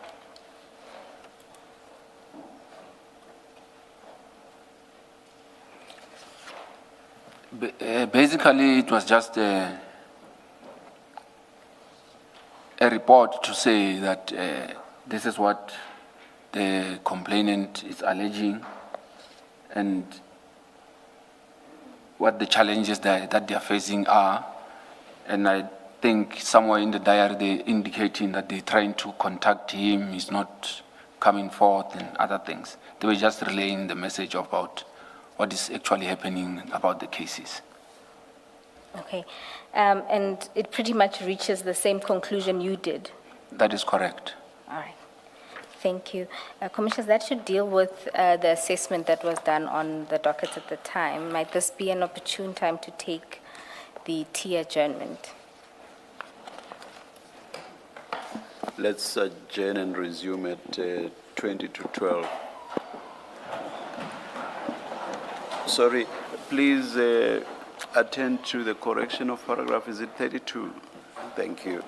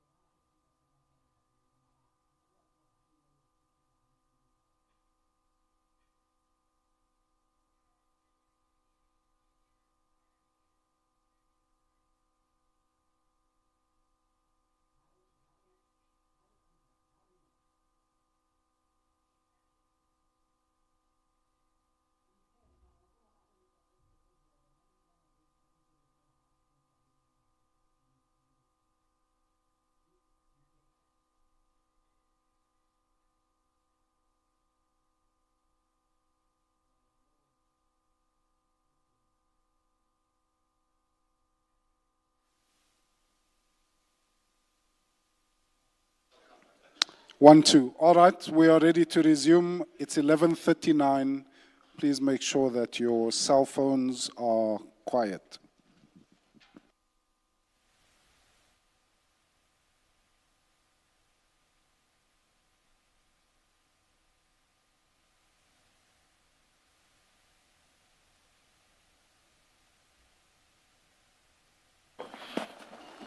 Yes, Ms. Bowie. Chair, before the break, we were tasked with looking at paragraph 32 of the statement and effecting a correction. I've discussed it with Mr. Raphesu.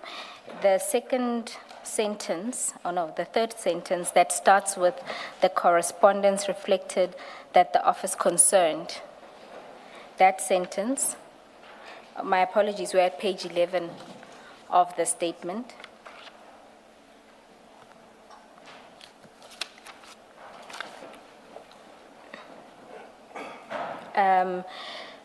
To delete the words, the correspondence reflected that the office concerned, up until that place, and replace it with, I was informed by the general that he was, and then the sentence will continue, was reporting to the Office of the Minister of Police on the progress of the matter every 10 working days.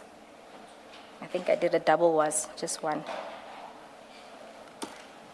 Mr. Raphesu, can you confirm? Sorry, Ms. Boyd. Oh, my apologies. Maybe still on that correction, to avoid any uncertainty, we should say, I was informed by General Jacobs, Yes, we'll because he's add referred that. to much earlier in the paragraphs, and there's no obvious connection. And so the sentence will read, I was informed by General Jacobs that he was reporting to the Office of the Minister of Police on the progress of the matter every 10 working days. Can you confirm this? I confirm, Chair. Thank you. Thank you for that, Ms. Bowie. Then we can move to investigations and consultations. At paragraph 34, you just note there that you conducted investigations and your general approach. Do you want to summarize that, your approach to investigations? Yeah, just in summary, as I studied at 34. Oh my God. Just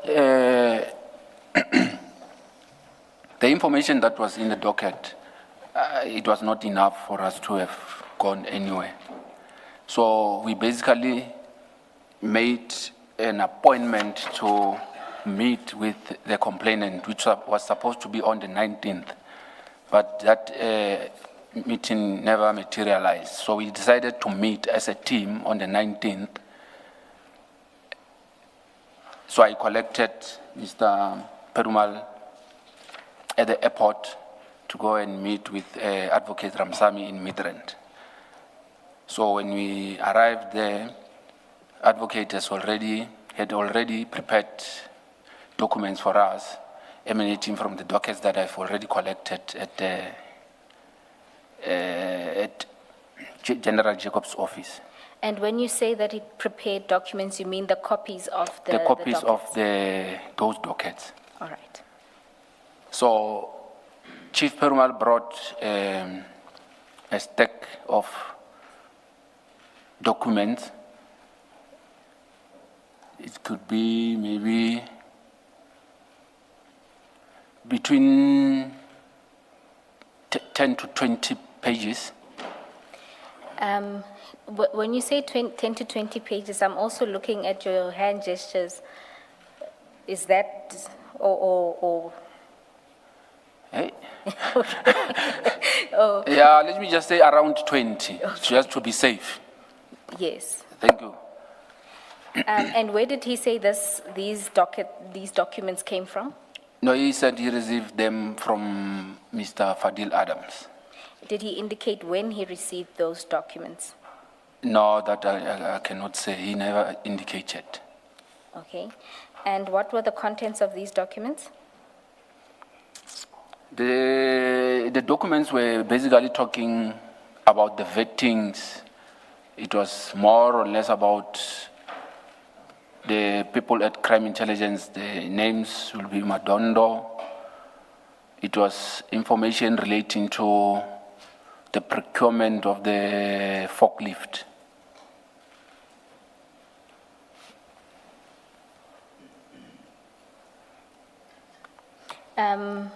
And was there any other documents apart from the ones related to vetting and the forklift issue?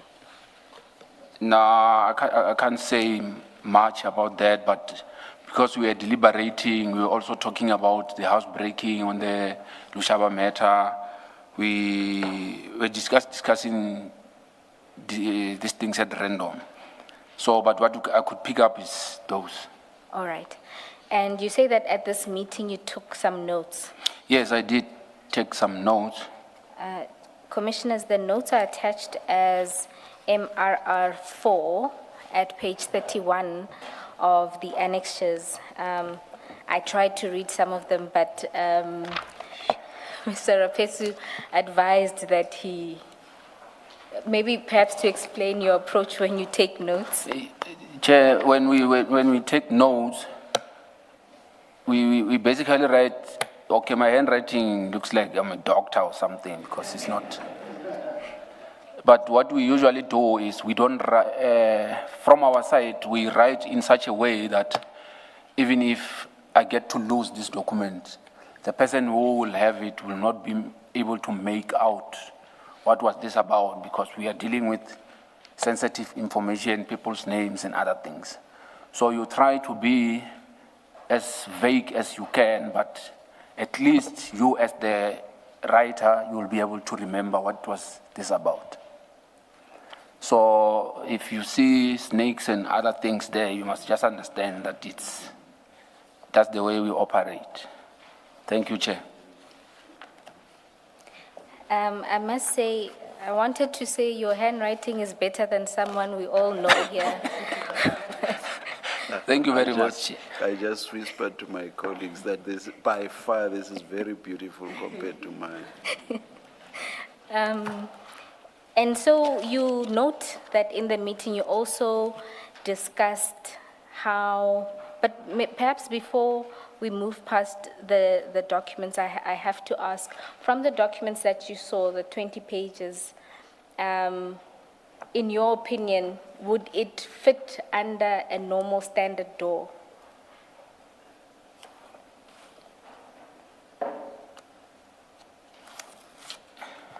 Ish.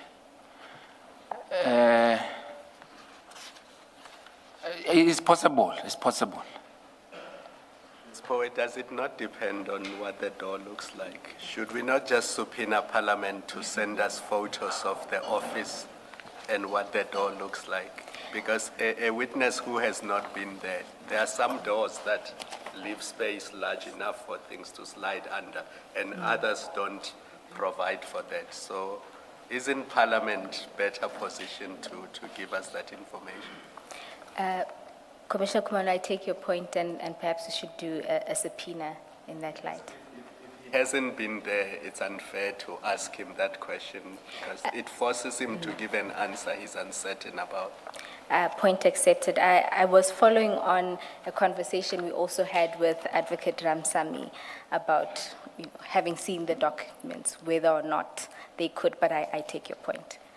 Mr. Raphesu, I won't take that point any further, but you then say that the discussion, you decided to, on approaches for the cases, including to group the cases in particular way. Can you explain some of that? Yes, we decided that we are going to group the cases into four groups. That will be, the first one is going to be the Lushaba matter, because that was from the look of things, that was the clear or simple one, because it had the old docket which was opened already in 2022. So the groups were the Lushaba matter, the Madondo matter, the forklift matter, then the last one was the PKTT matter. And even in this grouping, there doesn't seem to be reference to the Mukwele matter. That is correct, Chair. Okay. Then, if we can then move to your next consultation. Before that, the notes that we're looking at page 31 up to 34, the first observation, and please correct me if I'm wrong, I have done my best to try and read your handwriting, but the first observation is it looks like the first 3 pages of that all relates to the Lushaba matter. And then you have the last... Can I be assisted, It's Commissioner? that same file that has your statement in it. Oh, Go to page 31. We are looking at your handwritten notes.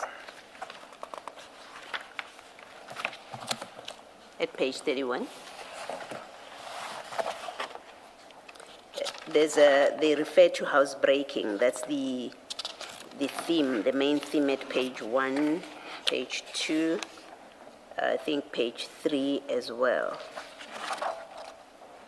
that will be correct, Commissioner.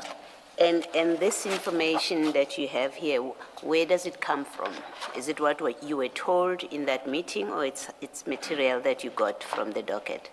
This information is coming from the engagements in the meeting, that is coming from the file that was provided by the advocate, with the copies of the docket and the documents that Chief Perumal brought. Okay. And am I correct that, and then page 4 of that, it seems that's for the first time then that you are making notes about the forklift. It's one line, there's another line on vetting, and there's another short line on BMW lady. And then as you carry on, there's more detail of it. Again, that detail. So you see where I'm looking at page 34? This is where it looks like you then group the matters at page 34. Page 34. You have forklift, you have 28 vetting files, and then you have BMW lady. You see where I'm reading? Oh, yes. You see where I'm reading? I see, Chair. And then when you carry on to the next page, those notes there, for example, about the BMW lady, where does this information come from now? As you're recording it, let's say at page 36, you have Brigadier from BMW, she is, something is said, Kumalo / Lushaba, and then Grabbers, and something, Brigadier female, ORS. This information comes from whom amongst you, and where was it sourced from at this point? Remember, we still at that meeting in Midrand. Yes, the issue about the BMW lady, it was coming from Chief Perumal. Okay. So it was just mentioned as it is. They didn't mention, the name was not mentioned. It was just the way I captured it. Okay. And then at page 37, you've got the last 2 sentences there. The last 2 sentences, I'm more interested in the penultimate one, the first one that has a star to it. Yes. Can you just speak to that? It makes reference to Paul O'Sullivan. That is correct. What is that about? So during the engagement in the meeting, Chief Perumal asked about a clip that was circulating. So the discussions was they tasking me to go to Mr. O'Sullivan to find out if he had opened a case against around this issue about the BMW lady, and also to find out if he has conducted or done anything on that matter. So the discussion was to give me the tasking to say I must go and find out from him what did he do on this matter. Did you speak to Mr. O'Sullivan? I did following speak. that tasking? I did speak to Mr. O'Sullivan. And what did he give you, or what did he say? And when I say you, I mean Idac. Yes. No. What he provided to me, he gave me a letter. I'm not sure whether it was the letter to the minister or from the minister, but it has something to do with that. So he also provided me with the report. On that report, there's something that we call CPB, where you check people's details or something like that. So those details, he provided them via email. He And said whose details were there in that document, do you remember? it That was report? Brigadier Mukwele. Brigadier Mukwele's details. Okay. So when he forwarded the emails to me, I also noticed on the email that information was sent to Andrea Johnson on the 5th of December 2025 already. And sent My to... apologies, sorry, Commissioner Baloyi, If just it's to a topic correct. that you were going to cover, I'm happy to leave it. I just thought you were moving away from these notes. Two parts. I wanted to correct the date from the witness, which is, it's dated December. We'll ask the attorneys to hand up the 2 January, sorry. It's 5 January is the date of the 2 emails that were sent. I'll ask the attorneys to distribute them to everyone. The consultation with Mr. O'Sullivan is dealt with in upcoming section. Okay, I'm leaving it. You should have stopped me earlier. My apologies. As long as I keep track of jumping around, I'm comfortable with moving forward. Okay, all right. Mr. Raphesu, we're going to stop here, and then Ms. Bowe will take you through her paces. Thanks, Commissioner. Okay.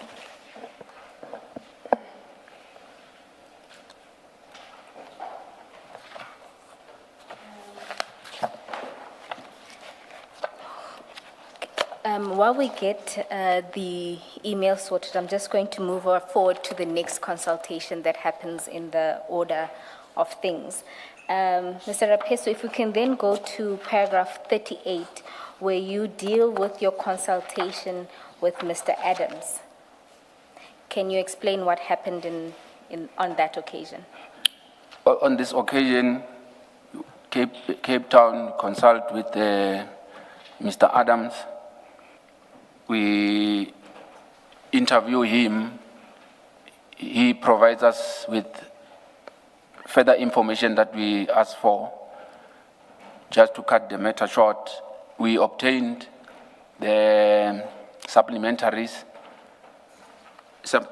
affidavits, 4 supplementary affidavits. The 4 supplementary affidavits were commissioned by myself. So, before we go too far into the commissioning, perhaps let's start with what was the purpose of your consultation?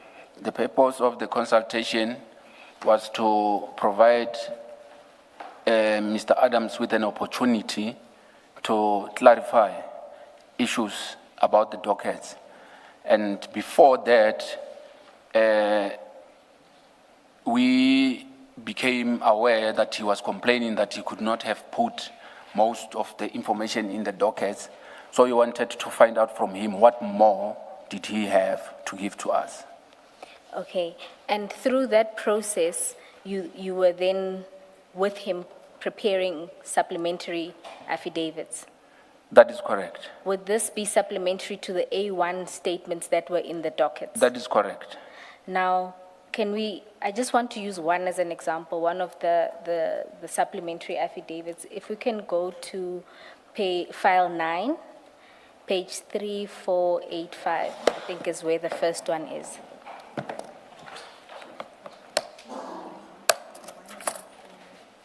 3, 4.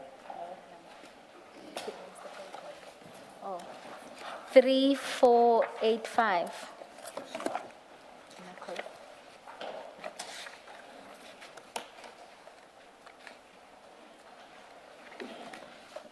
I'm there, Commissioners in Chair.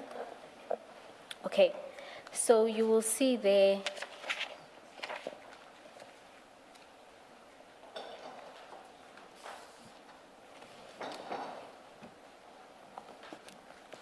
Thank you. My apologies, I look at the screen. You will see there that, can you confirm that that is one of the supplementary affidavits you took with Mr. Adams? I confer, Chair and Commissioners. And you'll see, when you look through the affidavit, it's probably like 2 pages long. That is correct. And you'll note that even in terms of detail, it's almost as thin as the A1. That is correct. Can you explain why this is, in particular because the team went to Cape Town to obtain further particulars, and I would assume to get more information so that you bolster up the A1 that's in the dockets? That is correct, Chair. But the purpose of the exercise was not for us, for us to tell him what to tell us. We wanted to get from him what he's going to give us. So basically, he gave us the same thing that was in the A1 again. And in consultation, did you bring that to his attention, that you are not telling us anything new? Or Yeah, if it was in a normal way, I was going to tell him that you're not giving us fuck all. But the problem now is he's an honorable member. So I couldn't have, but just to tell the truth, we went there for nothing. and then by way of documents, because that's also one of the other purposes, was to obtain documents from him. Yes, the main purpose was to obtain documents from him. Not literally the main purpose to obtain the documents from him, but we were hoping that he will give us something to substantiate the allegations. So when we were busy typing his affidavit, we were hoping that when he was saying that he was explaining and that he was explaining the documents, we put it in his affidavit and marked,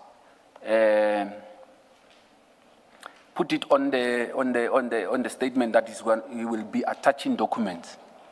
But however, before we could finish, he indicated that he didn't have documents to give us to attach.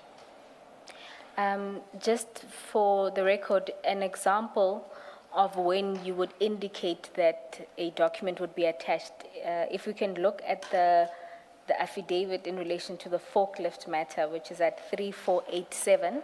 Yes, Commissioners. You will see at paragraph 3, there is an indication there that documentation in this regard is attached here too as annexure FA1. Is that what you meant by, you indicated That is correct. That is correct. But you were not furnished with those annexures? We were not finished with those annexures. And just to make a point also, when the interview started, when Advocate Ramsamy asked him about the documents, Mr. Fadil already told us that he gave the documents to Chief Perumal, just before the interview started. Okay. Would those have been the documents that Mr. Perumal then shared with you in the meeting of the 19th of December? That is possible, yes. So I that's what I thought also, that these are the documents that he was referring to. So in essence, there wouldn't have been other documents to disclose? Correct. Apart from those that you had already then seen? Correct. I just want to bring your attention to something where, if you go to paragraph 39 of your statement. May I just raise something about the last sentence of paragraph 38, starting during the meeting, your statement. There you say that during that meeting, Mr. Adams showed messages said to concern the PKTT, in brackets attributed to Lieutenant General Mkhwanazi and forwarded to Mr. Adams via Minister Mkhunu or Mr. Cedric Nkabinde, close brackets. What was the nature of these messages? Were they SMSs, WhatsApp chats, or what? And what did the messages say? Chair, the messages were on WhatsApp.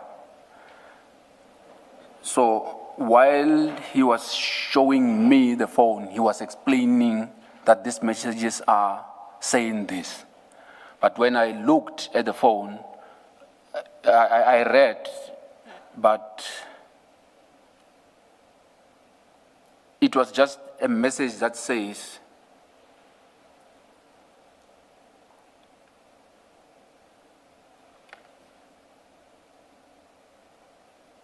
I don't know how to, like, it was just, he just flashed it to me too. So I couldn't see the top part where the message is coming from. That's why I'm saying in my affidavit, it's coming from Minister Mkhunu, or because I couldn't see where the message is coming from.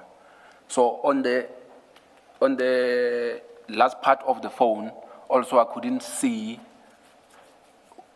basically I couldn't see the names. I was relying on what he was telling me that this message is saying. But indeed, it was written there that if you disband the PKTT, something towards that I can't remember by head. So you could not tell who had sent the message? That is correct. Nor could you tell who that message had been sent to? That is correct, Chair. But you said, if I understood you correctly, you said just now, you said you read. Yeah, I was just trying to read to make sense. Yes. But can you tell in clearer terms what you read?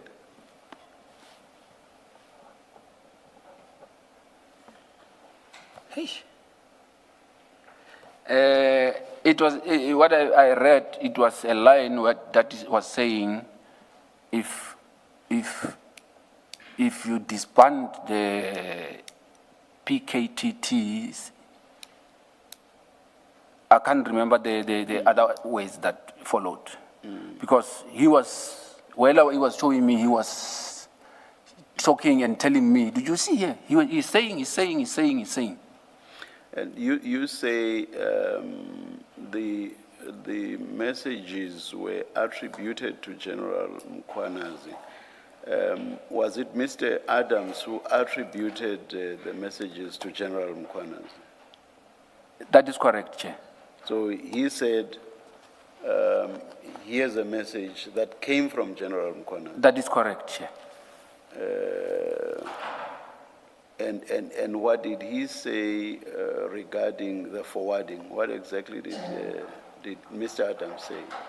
So regarding the forwarding, yes, he seemed to be saying that he got the message from the Chief of Staff, Mr. Nkabinde. Okay. All right. Okay. All right. Thank you.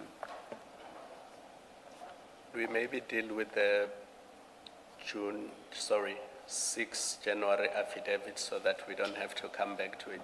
The three of you are in Cape Town, and I'm assuming all three of you are interviewing Mr. Adams. That is correct, Commissioner. All of you are asking him questions. That is correct, Commissioner. And then who was typing the affidavits?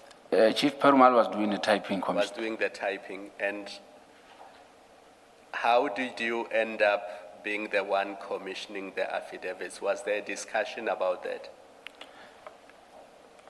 There was no discussion about that, but as a lead investigator on the matter, I just assumed that it's me who was supposed to commission the affidavits. And there was no objection from the other two? There was no objection. Where was your stamp? Why did you not stamp this affidavits? I don't carry stamps, Commissioner.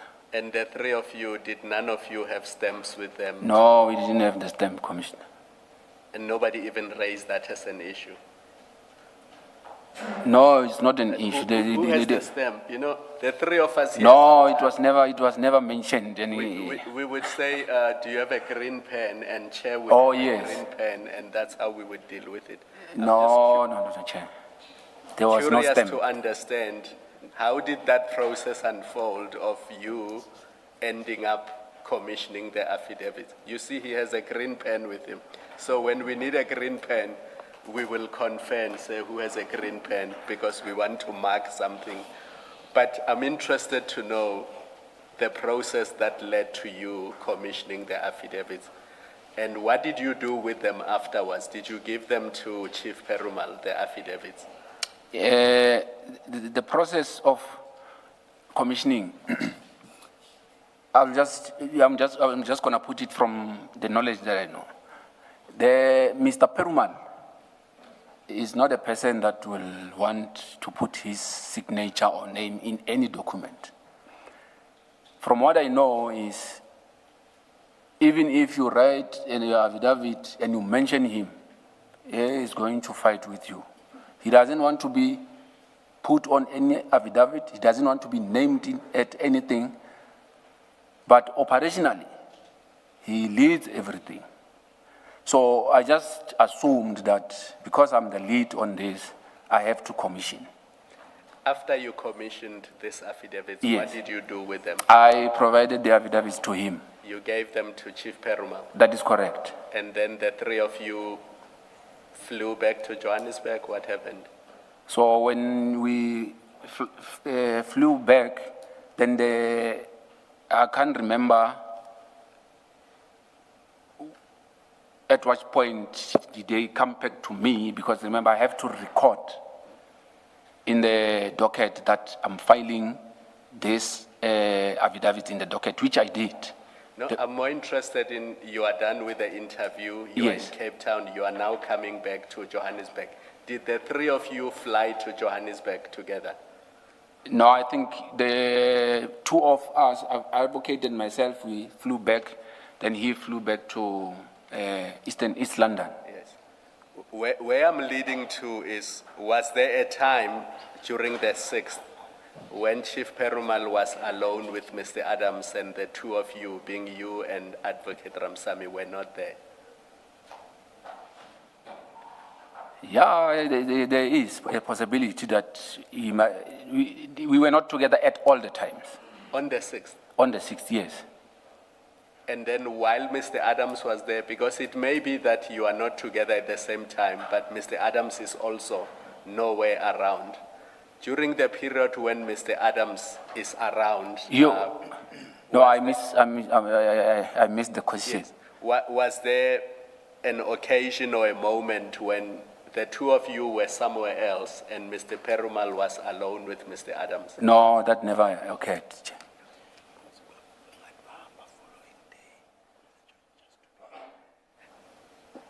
After your meeting where you took the supplementary affidavit, was there an arrangement perhaps to meet again on the same day with Mr. Adams by any one of you that was made in your presence? No, Chair and Commissioners, there was no arrangement.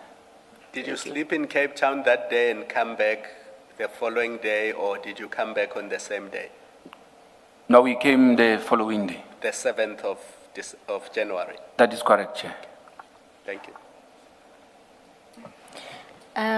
Mr. Raphesu, you indicated in your exchange with the commissioners that you needed to then record the interview and the affidavits and put that into the docket. That is correct. I know you've given us a portion of an investigation diary where you do that as an example. If you can go to page 40 of your annexures.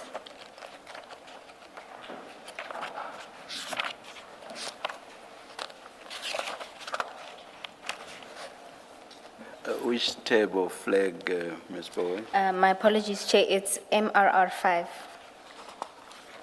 Thank you.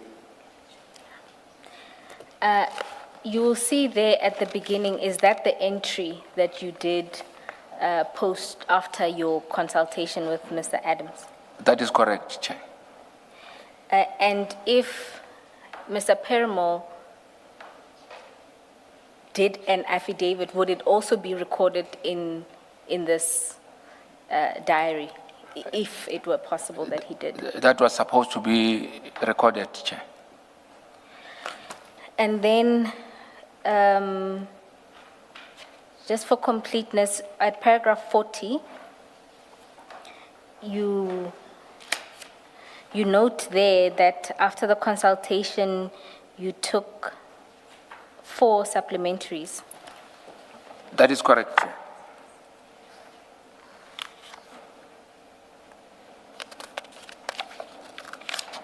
And Ms. Bo, he said something about the docket. Can you just, did you put the supplementaries in the docket? Yes, I put the supplementaries in the docket. Was that on the 7th? Yes, that will be on the next day. On the next day? Yes. And then were there any other affidavits in the docket besides the ones that you commissioned? No, Chair. At paragraph 40, you indicate that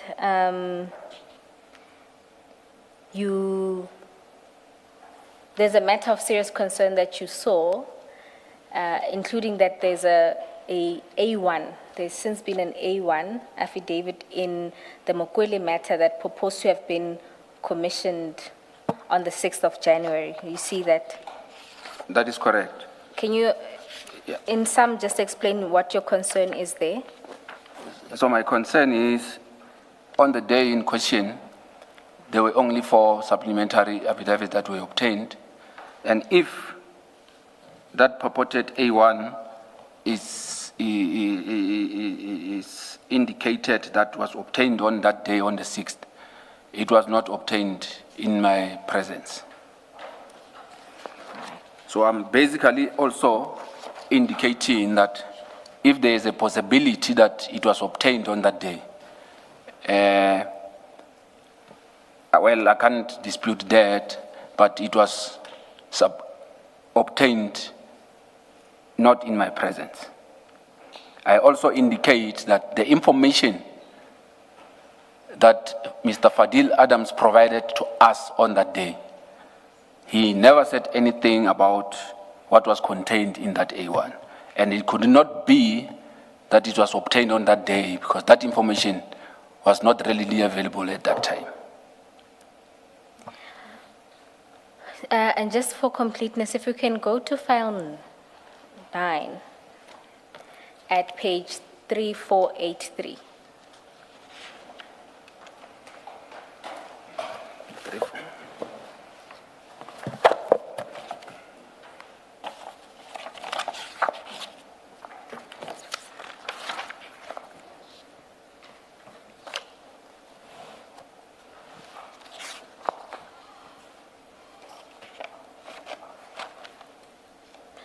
Are you there? I'm there, Commissioners. Is that the affidavit, at least one of the affidavits that were concerning to you? If you look at the affidavit, if you go to page 3484, you'll see there that it's dated 6 January 2025, and it says it was signed in Cape Town. Then it was commissioned by Mr. Paramore, and it includes his stamp. Yes, this is the affidavit that I was indicating that I'm concerned with. And just to put it clear, I don't know this affidavit, and I've never seen it until it was presented here. All right, thank you. And then just to just clarify with you, you didn't see the disclosed dockets No, I didn't see the disclosed docket. because by then you were already removed from the matter. That would have been, That is correct. all right, thank you. On that, ordinarily, these supplementary affidavits, you say you put them in the docket, would they have been, and it may be an obvious question or has an obvious answer, but I would like to get it on record. These supplementary affidavits that you put in the docket, would they be part of what gets disclosed to the accused in the process of the process in court? That should be the way you have put it, Commissioner. So if all was done properly, or if proper disclosure was made, when we look at the docket that is presently sitting with the accused, we should find your supplementary affidavits in there. That is correct, Commissioner. Okay.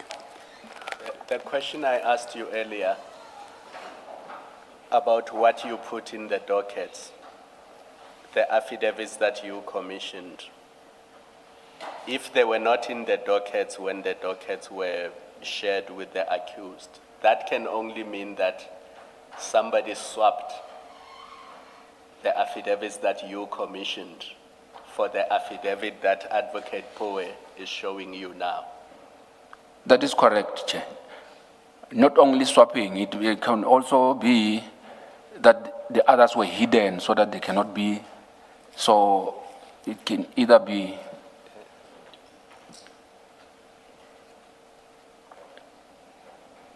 In fact, it seems to me that, and please comment and tell me if I'm correct, that even if there were a legitimate or a proper explanation for the Perumal affidavits, I'm going to call them the Perumal affidavits, a proper and full disclosure would mean both his affidavits and your supplementary affidavits have to be disclosed. That is because correct. They are all part of the docket. That is correct, Commissioner. I'm correct with that. Thank you.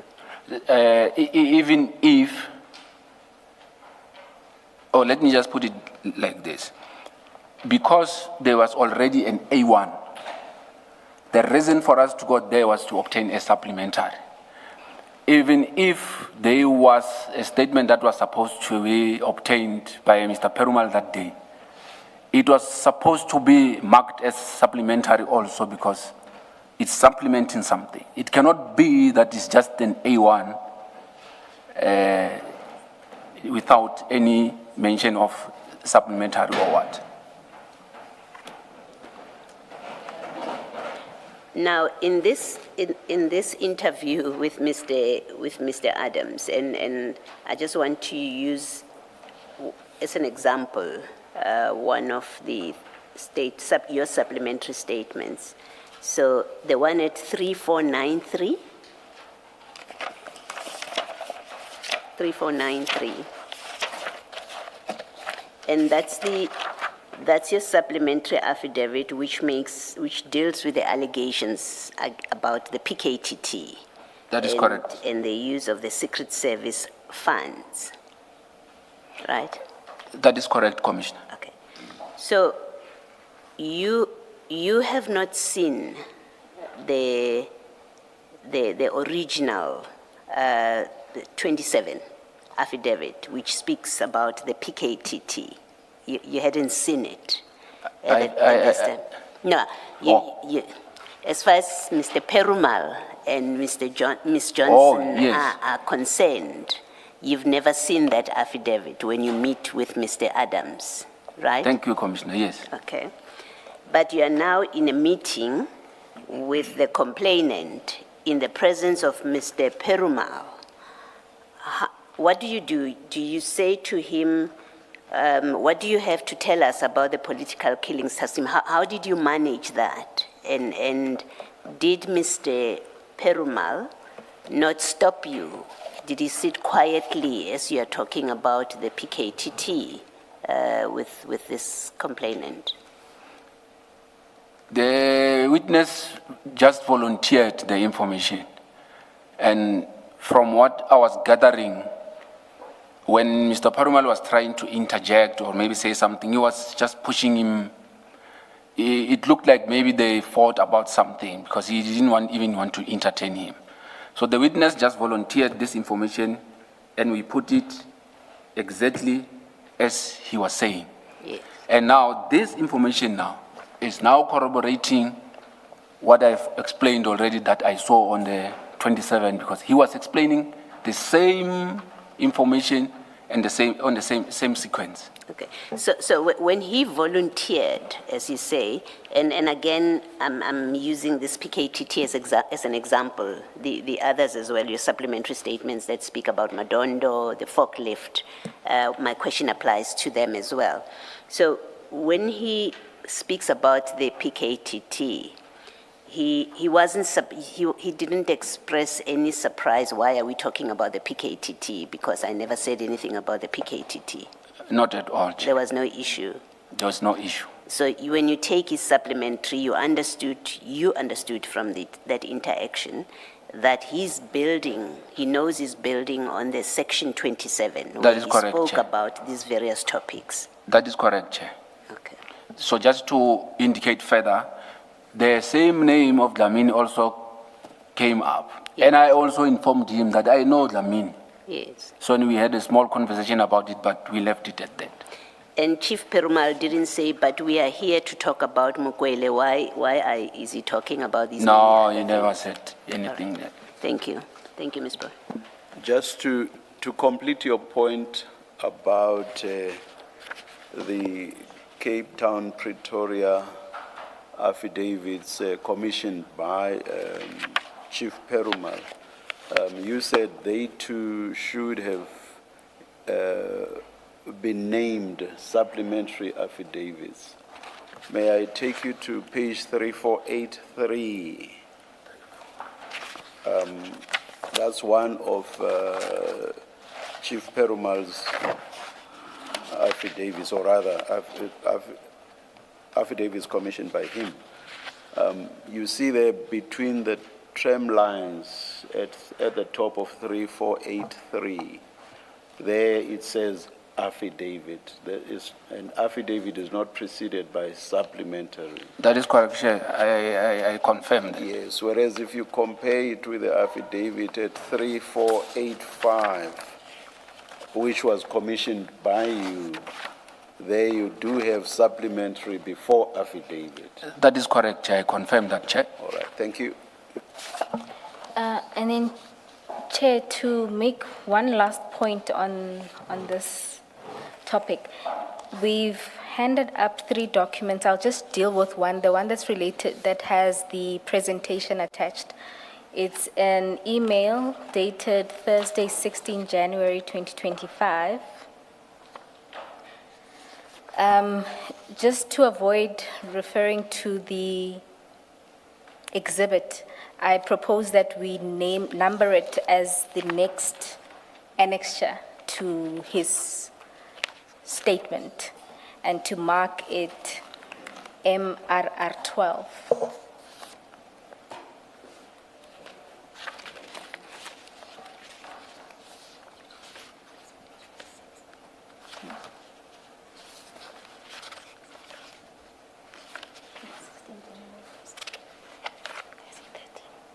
Oh, goodness.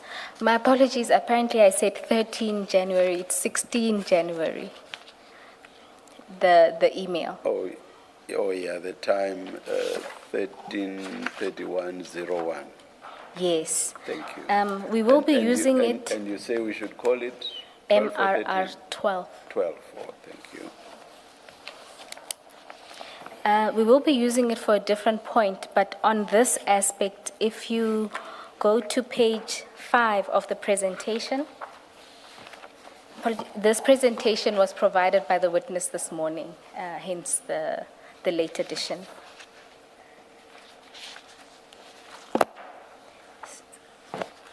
So you'll see from the email that it comes from Mr. Perumal, and it's sent to Ms. Ramsamy and Mr. Raphesu and Mr. Parayachi. And the subject line says diversion presentation. The aspect that we want to draw your attention to is at page 5. Can you go to page 5 of the presentation and the second bullet point?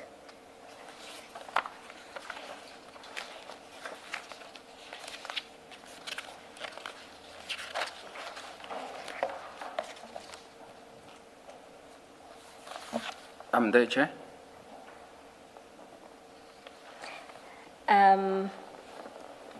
Yes, on page 5, the second bullet point, Chief Perumal, on his presentation that he has drafted, he is confirming that we traveled to Cape Town and we obtained supplementary affidavits from the witness. And from this, he's only talking about the supplementaries. He's not talking about any other affidavits that he has obtained. That is an official presentation that he has prepared. Can I also elaborate on? Yes, Commissioners, the witness also wanted to complete the point related to the section 27 that he saw, and that this presentation corroborates that. If we can go to slide 2 or page 2, and then you can explain from there. I think you should go to page 3, the top. No, page 2, so because it outlines all of Oh, yes. yeah. The background of the matter is explained. It's explaining the gist of the matter about what was on the section 27. One is talking about the forklift matter. The third one is talking about the promotions and vettings. Then the fourth is talking about the PKTT, and it explains now what I was explaining that I saw on the 27th. So that information that I was relating, Chief Perumal now, he's putting it in his presentation, which is at point number 4. 22 January 2025. That is correct, Chair. The presentation is dated 22, but it was sent to the team on the 16th of January.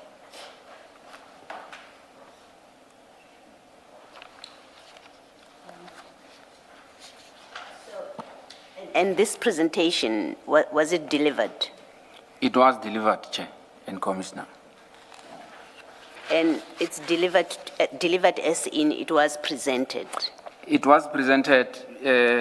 I think Advocate Ramsamy will talk more, because on the day of the presentation, she also added from the prosecution side. Then she'll be able to explain it further. I just wanted to indicate that that fact that I said I saw initially when I was browsing quick, it is now reflected on the presentation that was prepared by Chief Perumal. Did you attend the presentation? Yes, I was present at the presentation. Was Ms. Johnson present? She was present. So Ms. Johnson was aware, as at the date of that presentation, that you went and consulted and you are working off a section 27 referral that deals with those items. That is correct, Chair and Commissioner. Thank you. In fact, the cover email says the presentation is to be submitted to her. That is correct, So Commissioner. the email of 16 January. That is correct, Commissioner. But to corroborate Advocate Ramsamy's page 1 of the presentation, what the project was named, if you can just display that.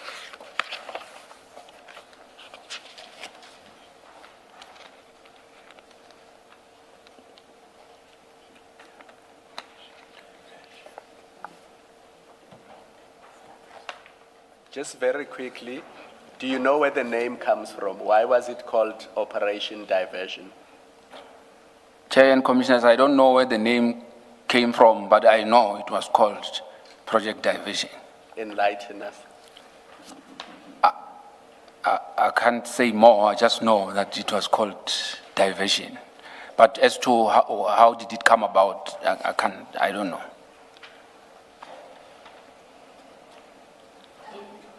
Sorry, Ms. Boy. Just perhaps even if it's just for completeness, in that page 3 of the presentation,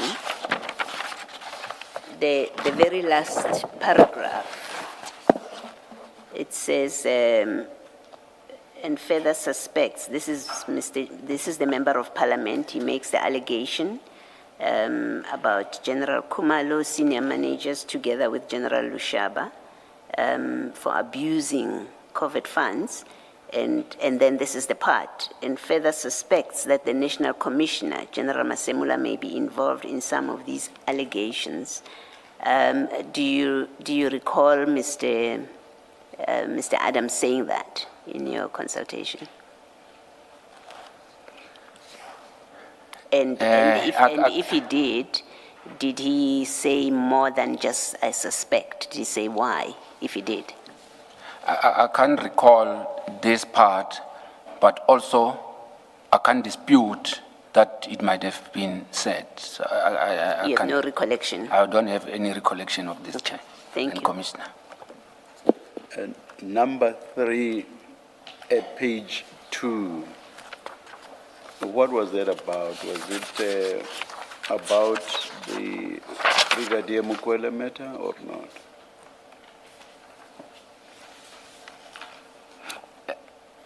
At the time, it was just phrased as this. So the probable word that they may have been used is the BMW lady, but not the name. I'm asking because... No, I didn't read it properly. Yes. Yes, there were no names mentioned here. It was just phrased as it is. Yes. I want to see how we relate this or do not relate it to a point you made earlier, which was that there was no mention of the Mukwele matter at some stage early on. Can you just give me clarification with regard to number 3 and what you said earlier? I will start it when we were grouping the cases. It was Lushaba, Madondo, Forklift, and PKTT. Yes. So. And that was because there was no issue about... There was no, yes. So if the name could have came up, it would have maybe just randomly came, but not in a context of it being a case to be investigated. As the presentation was being made, were you able to understand how number 3 could suddenly have featured? No, it was not. I couldn't. Okay, all right. Mr. Raphesu, maybe to take you back to something you said earlier in the morning, and I hope my recollection is correct. When you were saying the 2 matters that you were involved in, you specifically said you were involved in the Lushaba matter, and then you said you were involved in the Madondo matter, which later became the Mukwele, or was then known as the Mukwele matter. And if I'm not mistaken, that Madondo matter was related to a promotion, and it had vetting issues, and that. Am I incorrect? You had me correct, but the issue now is from the 4. I don't know, because I was removed. I don't know when did Mukwele overtake the Madondo. So that's why I was just phrasing it in that context, that at the beginning there was no Mukwele, but suddenly then there was Mukwele now overtaking the Madondo. So what this means is that number 3 could well have been referring to the Madondo matter. That is correct. All right, thank you. Thank you. Then I think that should cover your consultation. I want to say for now. Yeah. I'm hopeful, Commissioner Ms. Kumalo, Bowe- that you won't Ms. need Bowe, it. are you done with the notes that are MRR4? I just wanted to check something. If you are closing that part, No, you can proceed, Commissioner Baloyi. okay. Mr. Raphesu, your notes that we were looking at earlier, they start at page 31.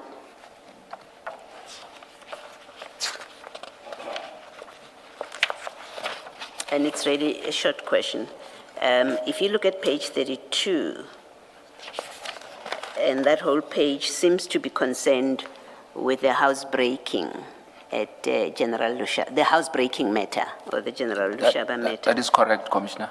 Now, you have there certain telephone numbers of two people as a side note, and one of them is Feroz Khan, and the other is Ian Small Smith.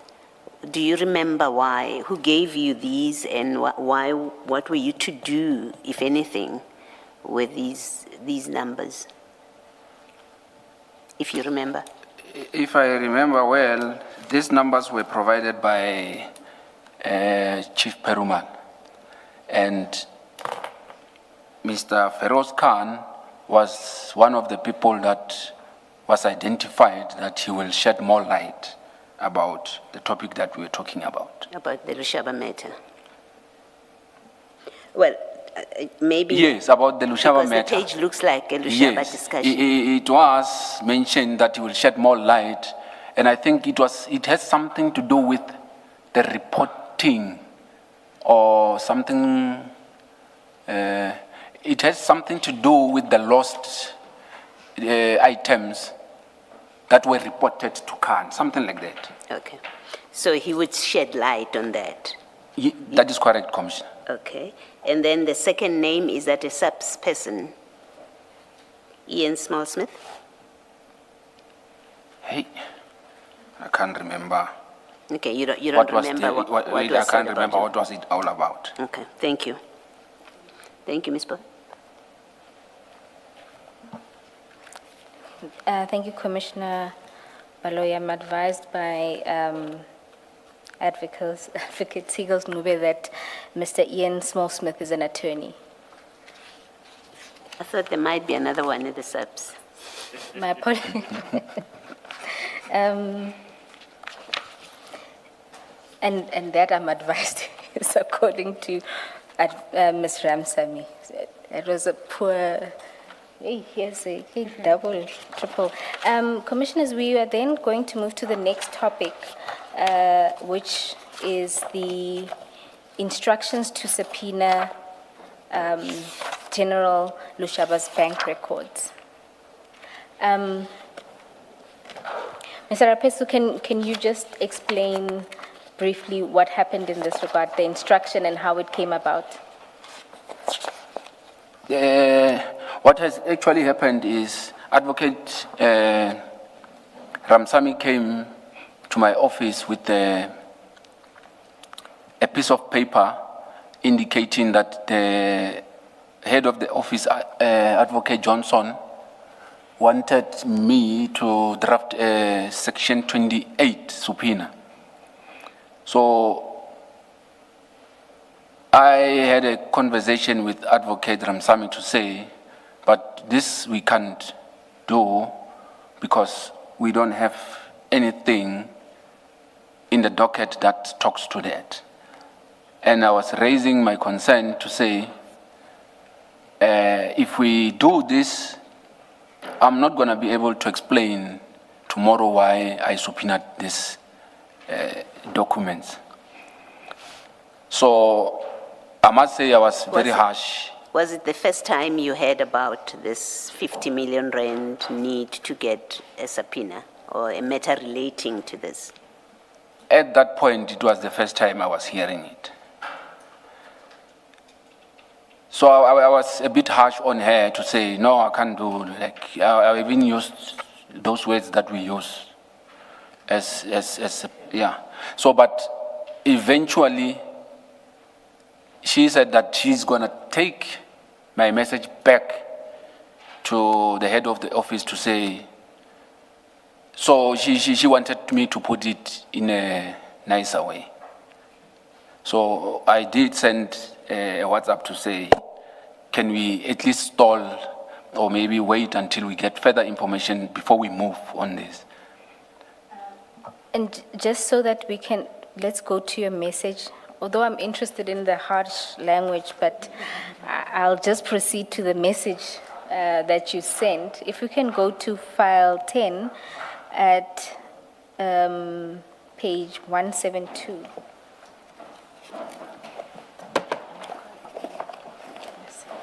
Yeah, I can see. Okay. And you'll see there, this is from Advocate Ramsamy's phone. It's screenshots that she took for her statement. And you'll see there's a message on the 11th of December 2024. That is correct. And up there it also says forwarded. That is correct.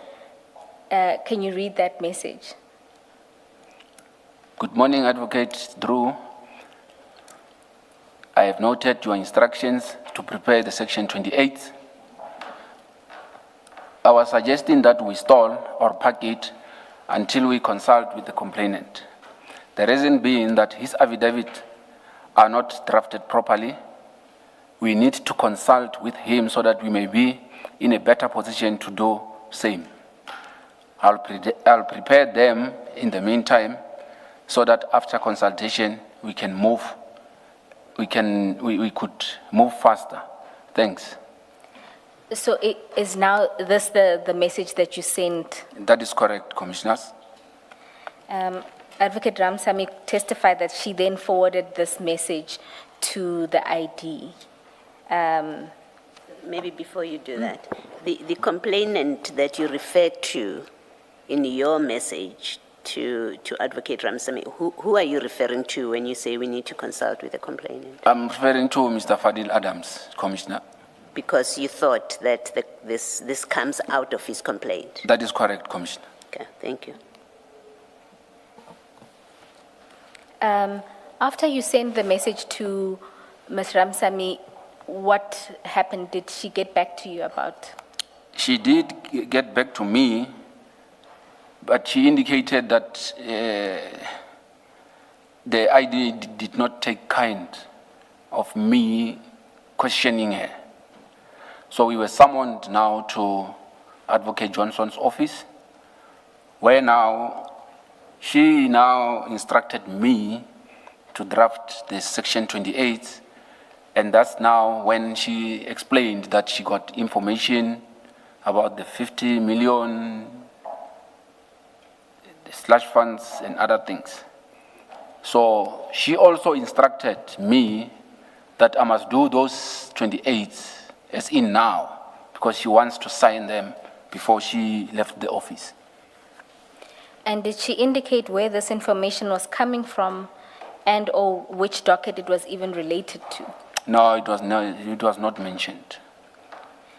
And just an earlier thing that you said Ms. Ramsamy came in with a piece of paper. What was on the piece of paper? On the piece of paper, it was just information about General Lushaba, but what I could pick up there, it was the ID number. So I had to do those subpoena on his ID number. Remember, the banks that he's banking with, we will not have, I don't think they will have got them. So the instruction was to use the ID number. The instruction was to use the ID number, and then would you then send to all banks? That is correct. Then can we just go to the email? If you can go to page 173 of file 10.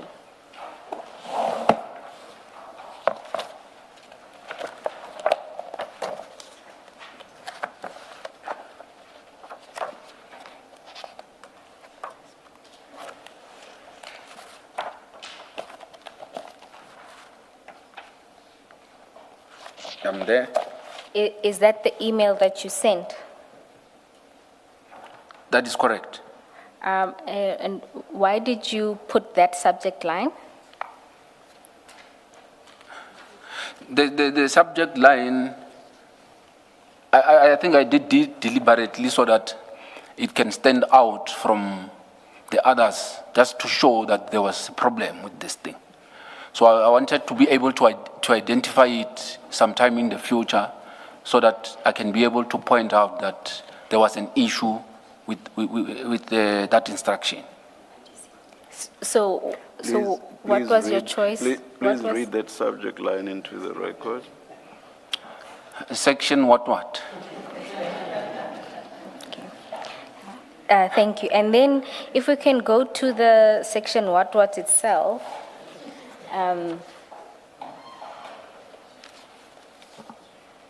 They are on the following page. If we can just go to the next page, 17. The first thing to note is on the following page, there's a number of annexures. Can you see that in gray blocks? That is correct. I Those can are see. the summons that you sent. That the is correct. draft.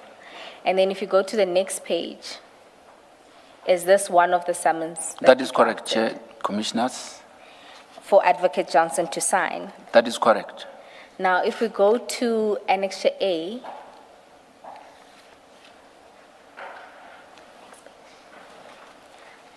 on page 176, you will note there. there that there's a background, right? Correct? That is correct.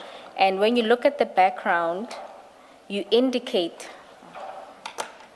my apologies. No, I'm following. It's fine. My apologies, it's me who can't see. Oh. In the background, you indicate the nature of the investigation that's been undertaken, that there's an investigation in terms of Section 1A. Can you see that? That is, I can see. But at the time, what was authorized would have been a Section 2813 in relation to the referral from Mr. Adams. Yes, Chair, I noticed that, and I accept that it is an error on my part. It was supposed to be 2813. So the reason why it is because due to the pressure and the time that I was supposed to generate this document, I now went into the matter that I indicated that I was working on previously. So I just did a copy and paste thing. So I did not change the section 1 to 13. And then, but this was then checked and signed by the ID. That is correct, Chair. And just in the ordinary course, when you are preparing these, do they go directly to the ID, or is there a process through which they go up the chain? The process is it's supposed to be that the PM, project manager, is the one that is supposed to escalate those things and also to issue there's something that we call an LAR number. So it's a sequence of numbers where they follow each other to be able to track or to manage how the Section 28s are being controlled. So the process was supposed to be, it should move from myself to a project manager, then from the project manager to her office. But it did not move in that way. It went straight to her office this time. And to your knowledge, for this case in particular, or this project, was there a project manager at the time you were involved? No, there was not. And just lastly on this topic, I know you communicated your issues in the text, but in the meeting, did you convey to Advocate Johnson that the issuing of this subpoena in the circumstances of very little evidence would be problematic? I didn't even get a chance to speak. So I assumed that when Advocate Ramsamy went to her, she said enough. So I didn't even get the chance to speak. I was just told what to do. Did you consider the meeting a consultation, or was it really just to receive the instruction? No, it was just there to give the instructions. All right. Thank you. Then, oh, my pleasure. Just lastly from me on this, and because you were the investigator, I think you were the lead investigator, and you are the one that prepared this summons, maybe to get a comment from you. It's in fact what I want to propose or put to you for your comment, that this summons about the 50 million rand, in the absence of an underlying complaint or allegation properly that was given to you, like the Section 27 referral, in the absence of a complaint properly lodged, this process of a summons is a misuse of the Section 2813 process. That is correct, Chair. That is so. That is correct. Thank you.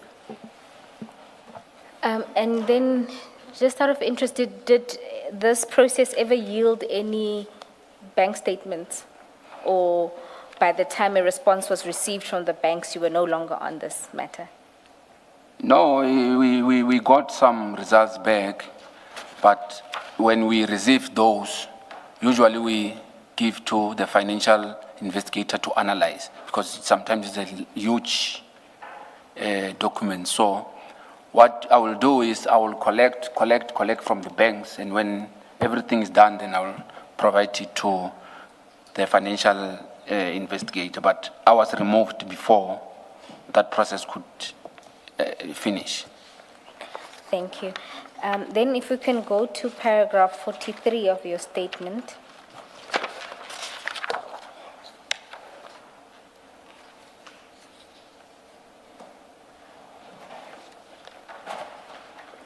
Paragraph 53. No, my apologies, 43 on page 15.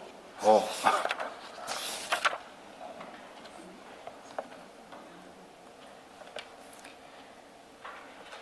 You indicated there that you made a report.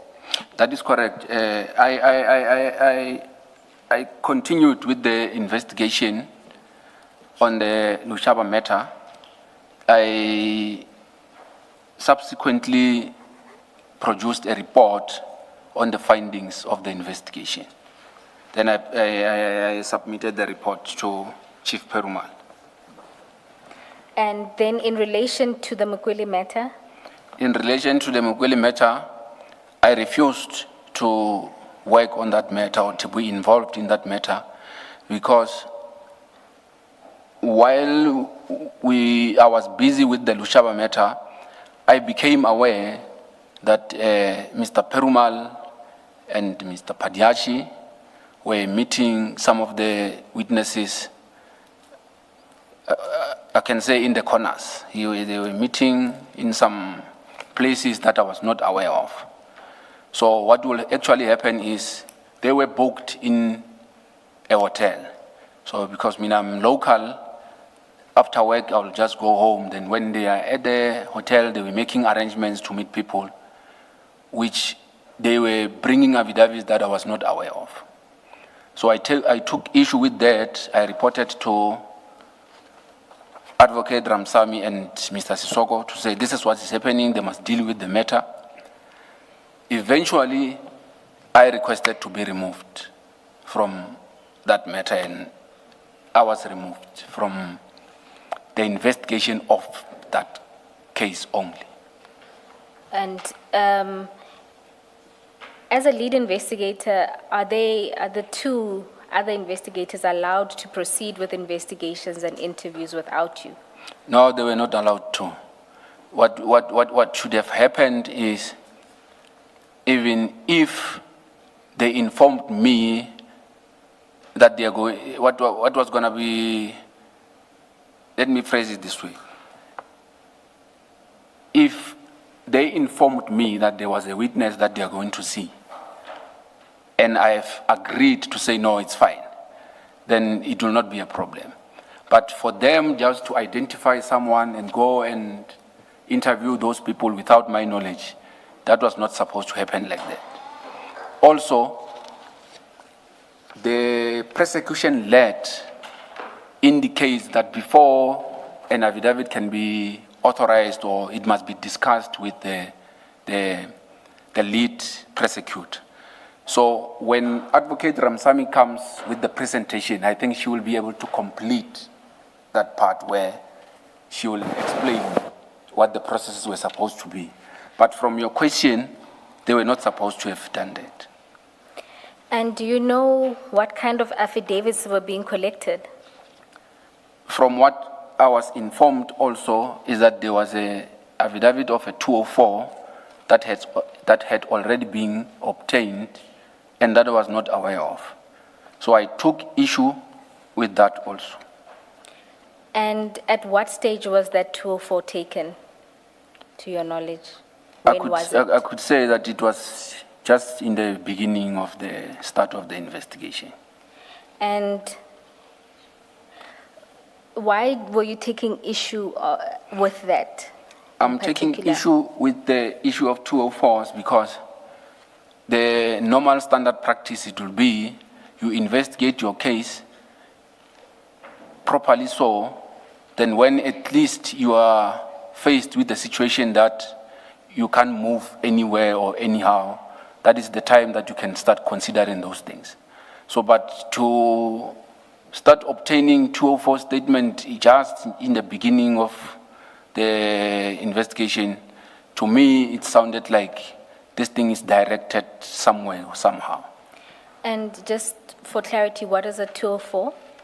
A 204 is a statement that is obtained from, we call them person of interest, but is a suspect. So we obtain that statement from the suspect that he will incriminate himself on the subject matter that is being investigated. Then he is assisting with the investigation on that. And you say how soon, because the investigation was authorized on the 6th of December, how soon did they start collecting this 204?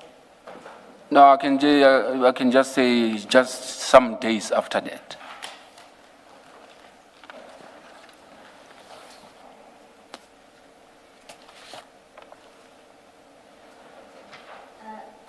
And then this also deals, commissioners, with the paragraphs 48 to 51.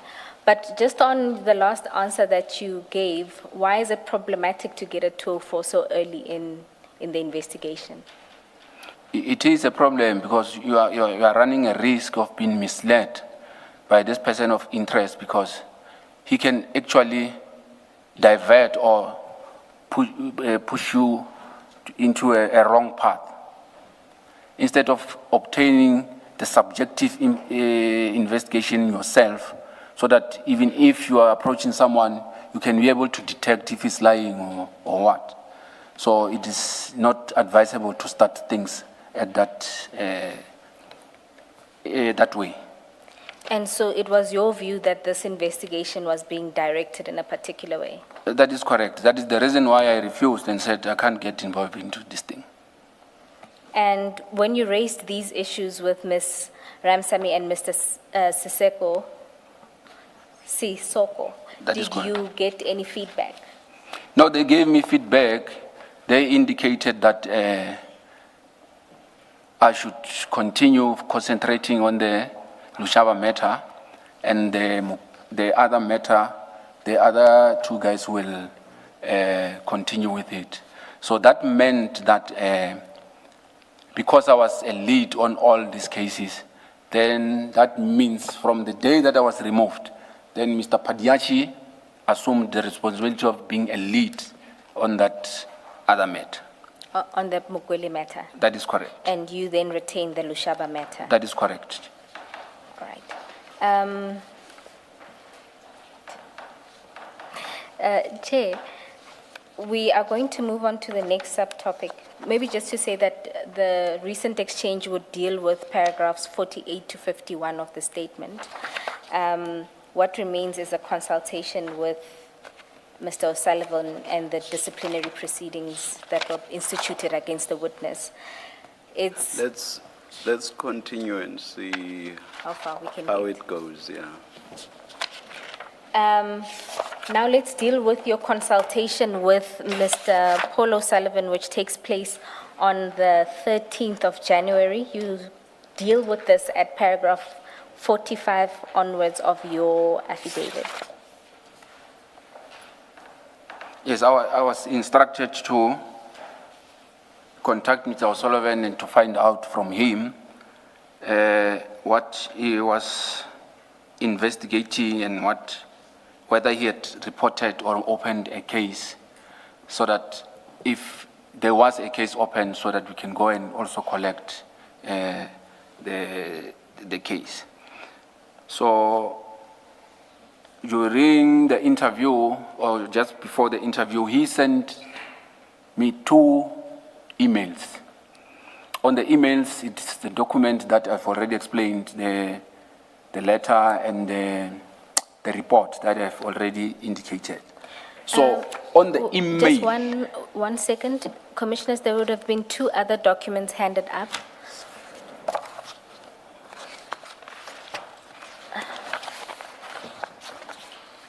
It's 2 emails, both dated Monday, 13 January 2025.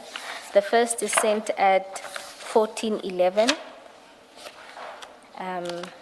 And there is the directive of the minister attached. That was the annexure in that email. If we can mark that annexure, Which one do we mark first, the thicker one or the one with the letter attached. This would be the thinner one. the thinner one? Thank you.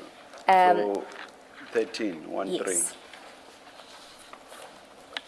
And then the second email was sent on the same day, Monday, 13 January 2025 at 14:28, which contains Ms. Mukwele's details.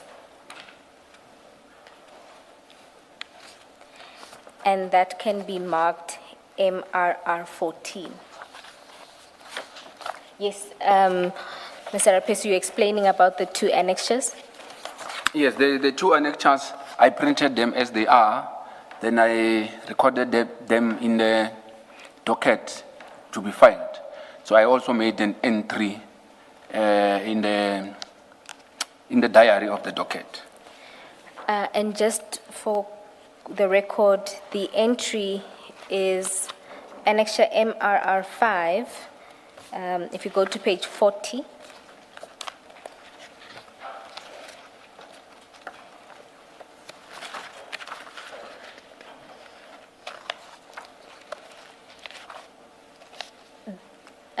Mr. Raphesu, at page 40, is that where you recorded the consultation?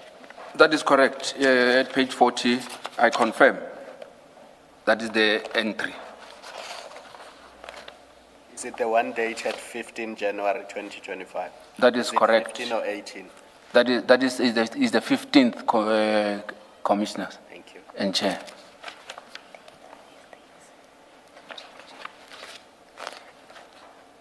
And is that where you then recorded the additional documents? That is correct, chair.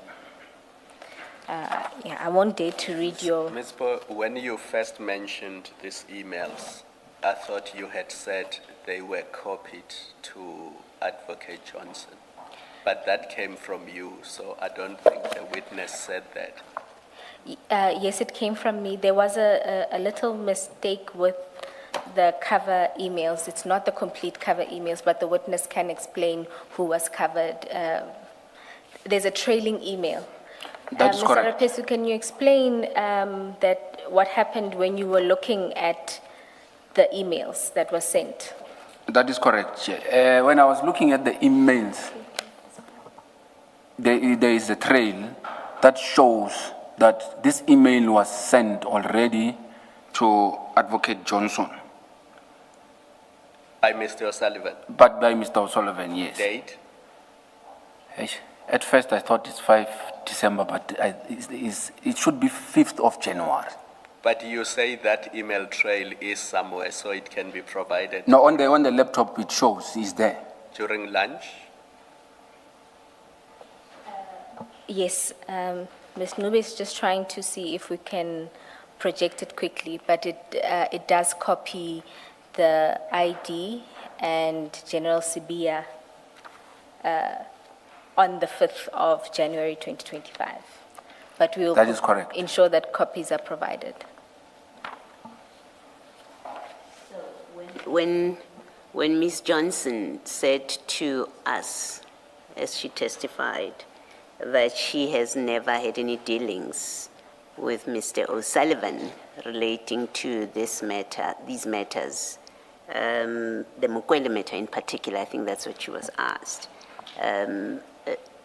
According to those emails, that would not be correct because she would have received an email from him. That I can confirm that there is an email directed to her on the 5th, if I stand to be corrected. Okay. That one I can confirm. Thank you. Thank you. That should deal with your consultation with Mr. O'Sullivan. Did he? Ms. Bowe, maybe for the record, you referred to MRR. It's MRR5. Yeah, you referred to a directive from the minister, but the record doesn't know what you're talking about. Maybe for the record, you should say what is attached there. Attached to the email, perhaps the annexure MRR13 is the directive of the minister relating to Crime Intelligence Ports of Entry and Political Killings Task Team, dated 31 December 2024. It's what we have, has been referred to in this commission as the disbandment letter, PKTT Correctly. disbandment letter. Thank you. Precisely. And you say you got this from Mr. O'Sullivan. That is correct, Chair.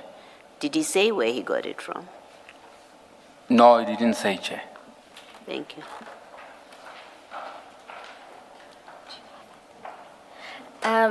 Chair, I'm advised that the attorneys do have that. I'm just going to ask them to hand that up so that you can have it quickly. It's relevant also for a different set of individuals.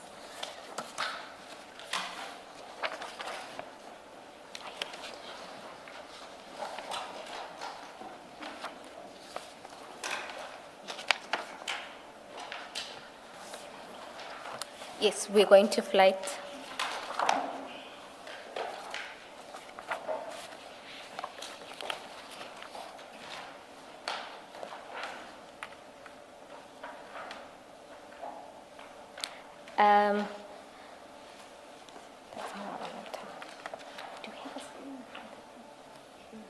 Oh, my apologies. I was confused. I didn't know we have the screen in front of the witness, so I was pleasantly surprised. In the screen in front of you, we have projected the email concerned, and you'll see it's Monday on the 13th is where you have an attachment, That is correct. and that would have been the disbandment letter. And then if you scroll down, you will see the trailing email. And there it's dated the 5th of January 2025, and it's addressed to, for the record, for the public purposes, we've redacted the recipient, but that is Ms. Mukwele. And then copied in that is General Sibia and Advocate Johnson.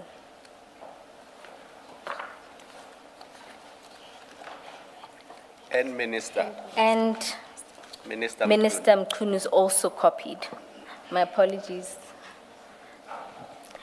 don't look at the redacted version. If you look at the version on the hard copy, you'll see that there is also I can't pronounce that surname, but SMK at SAPS. So it's General Sibia, Advocate Johnson, this individual, and Minister Mkhunu, who are all copied.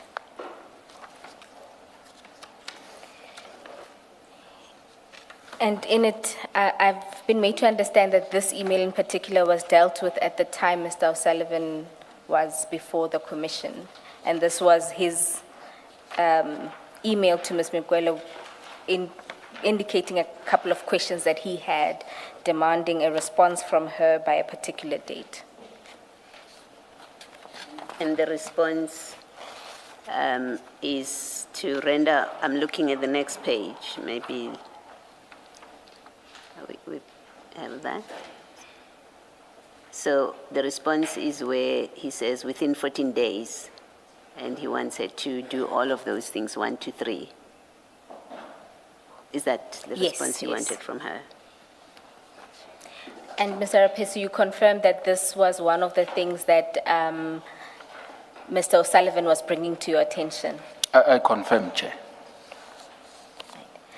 Thank you. Now, you say that after the meeting, you gave feedback to the team. Does this include the documents that were provided, including this email? Correct, Chair, Commissioners. Thank you. Now, the last topic that you deal with in your statement relates to the disciplinary proceedings against you. Oh, my apologies.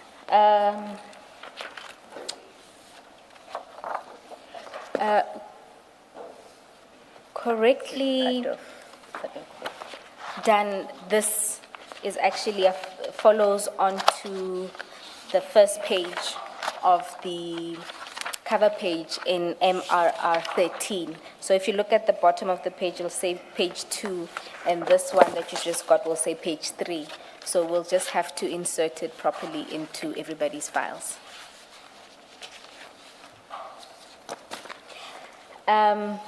Then we can move to the disciplinary proceedings against you. Can you summarize what happened in this regard? Commissioners, around that time, it was a time when I was questioning or refusing to work on this matter, and the chief was not happy that I was also indicating that they cannot do any of the investigation without informing me. So he took issue with that. So on the 10th of February, I was called to the head's office, Advocate Johnson.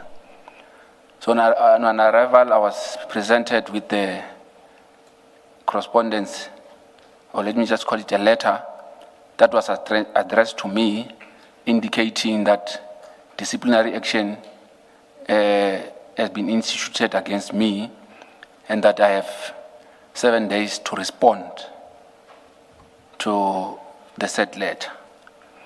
I was instructed to hand over everything that was in my possession, meaning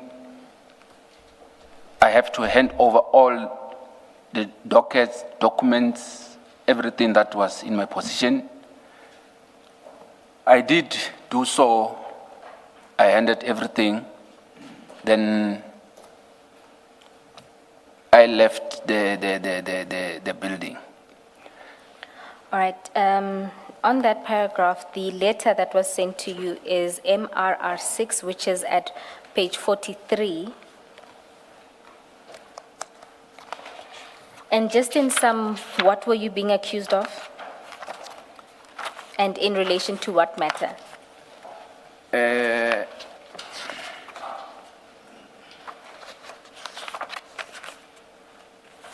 I was being accused of leaking information. So I was informed that I phoned, at that time, I was not provided with the name of the person that I was alleged to have phoned, but it was indicated that I phoned a person of interest. The person of interest will be a suspect, and informed him about information that is investigated by Idac. And I informed this person that there was an ongoing investigation against him, and I gave him the name of the investigator who was investigating him. And this was in relation to which matter?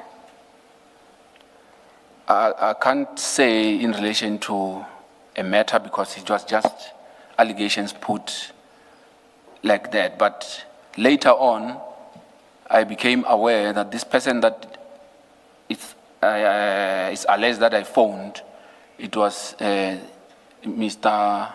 Cedric Ngabinde. So in essence, the ID was telling you that she received a call from Mr. Ngabinde claiming that you had informed him of an investigation against him. That is correct. And then after this letter that you received, what then happened? You wrote back? I then responded to the allegations indicating, can I be, oh yes.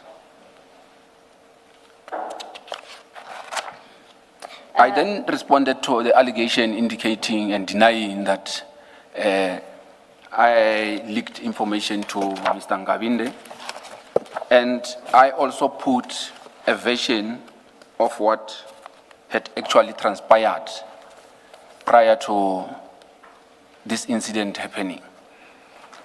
Just to cut it short, on my response, I indicated that the person who actually phoned Ngabinde, it was Mr. Perumal, Chief Perumal. And he instructed or maybe spoke to Ngabinde to phone the ID and make those allegations. So in my reply, basically, I'm putting it to her that she should not be looking at me. She should be looking at the people she's working with, which is Mr. Perumal and Mr. Padiachi. Okay. So at the same time, I was also offering myself to say I'm willing to go through a polygraphy test to prove that I didn't make that call. And you were also volunteering your cell data? I also volunteered my cell phone data. I also volunteered and gave permission that they can check my phone if they want. And just so that we cover this basis, assuming that there was some investigation into Mr. Ngabinde, Advocate Johnson accused you of sharing information about an investigation with the suspect or a person of interest in that investigation. That is correct. Thank you. And now you then get another letter. This one is dated the 26th. And that is MRR 8. Whilst you are finding it, what was Mr. Ngabinde being investigated for, do you know? I didn't even know what was the investigation about. Oh, all right. Maybe you've said this already, but let me just ask anyway. And this is Minister Mkunu's Chief of Staff. This is Minister Mkunu's Chief of Staff, Chair. Chair, two witnesses will deal with this aspect, Ms. Ramsamy and Mr. Sisoko, in detail, the investigation part. Thank you. Just ask a slightly different question. You deposed to that one affidavit about the handling of the dockets, and you said it's because of what was said in Parliament, in the ad hoc committee. Did you follow all of Ms. Johnson's evidence? And I'm asking because I seem to recall, and I'm trying to find it here, on this Ngabinde matter, That is correct. Did you follow that part of it? I did, Chair and Okay. Commissioner. And it came up in the context of a rogue that General Mkwanazi had said there That are is- rogues. Do you remember that I context? remember, Commissioner. Can you just remind me what she said about the Ngabinde complaint or complaint, in fact, I think, to Idac? Chair and Commissioner, if I remember well, she said that Ngabinde had called her and made false allegations against one of investigators. So I can't remember if there was a follow-up or what actually happened after that, but I remember those words. My recollection, and correct me if I'm wrong, is she testified that when they followed up, there was no response from him, and that matter went nowhere. In fact, they found that the allegations were false. That is correct. Is that how you remember it? Okay. That is correct. Thank you. Thank you, Ms. Boy. Thank you. Then you get a further letter on the 26th, That is correct. and that letter is attached as MRR 8 at page 50. That is correct.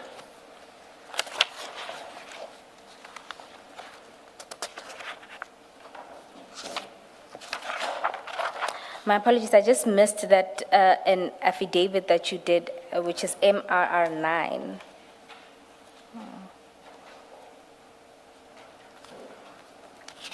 On mine, same 52.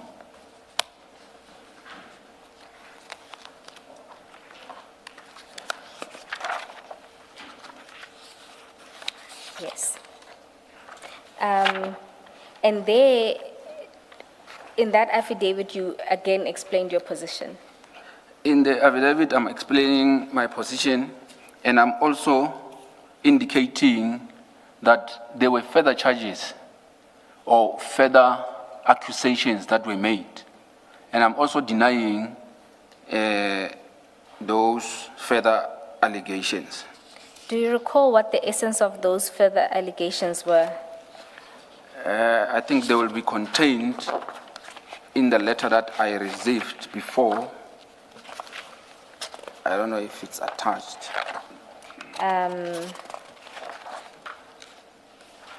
No.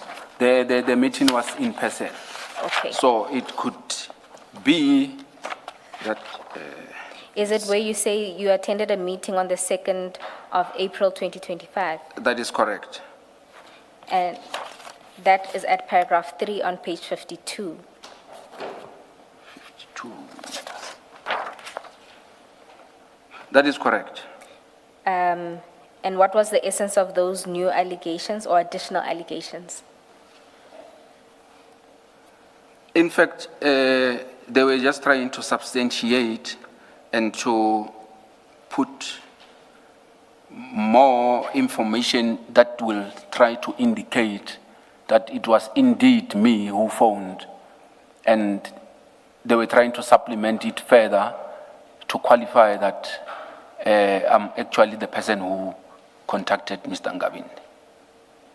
Okay, and in that paragraph 3, you say there that you were informed also that Mr. Mbalo, who was the investigator of this issue, was Yes. appointed as an investigator on this matter. I was also informed that Mr. Mbalo tried in vain to obtain an affidavit from the person who called the ID, which I was informed that it was Mr. Cedric Ngabinde, who is currently working as the staff officer in the Minister of Police.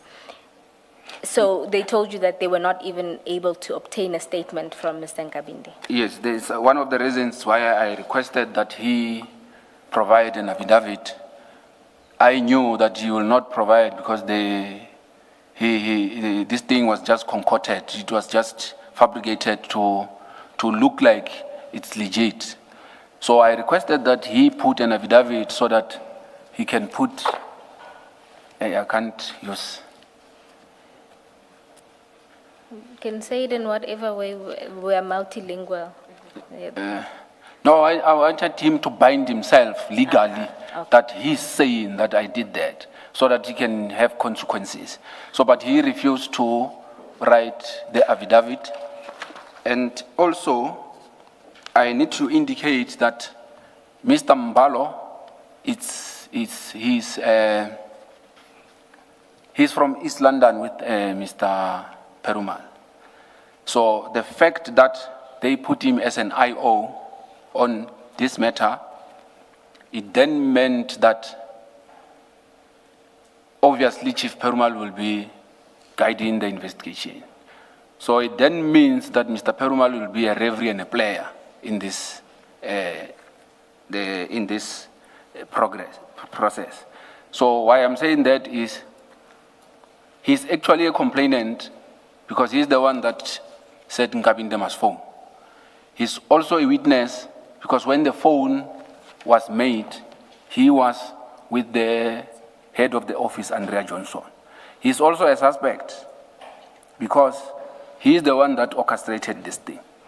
Also, he's now the IO again of the same matter. Okay. Besides coming from the same town or city, were they close? They were very not close. I'm asking because I'm not close to everybody who comes from my hometown. Actually, just to give context, Mr. Mbalo was a TRT member. He was one of the guards of Chief Perumal. So eventually, he became the investigator. He's now working under Chief Perumal. So you can see from there that they are very close. No, that answers me. Thank you. Do you know when this investigation started into you, or when the call was made? I did not even know the date, the time, or the duration of the call, because Nkabinde told them straight that actually when Mbalo indicated to me that he requested that information from Nkabinde, Mr. Nkabinde told them that he can't remember when the call was made.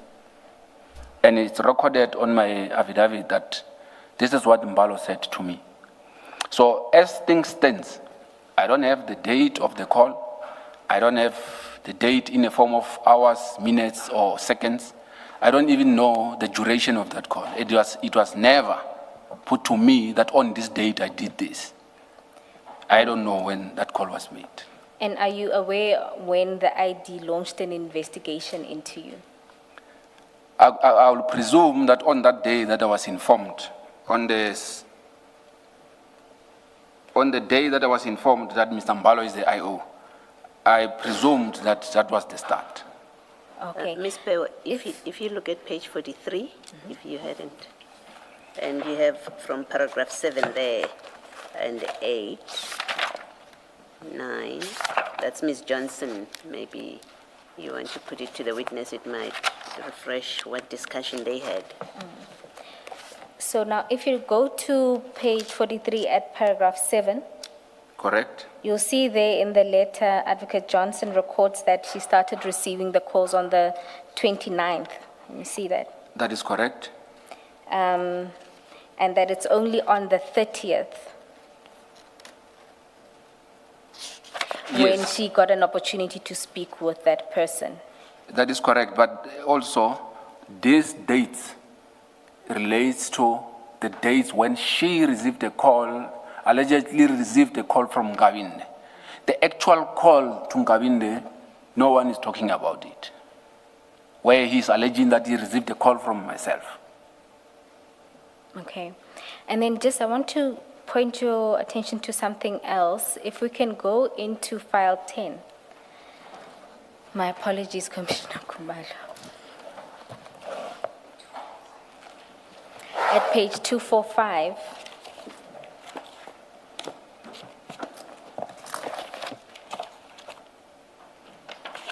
I'm there.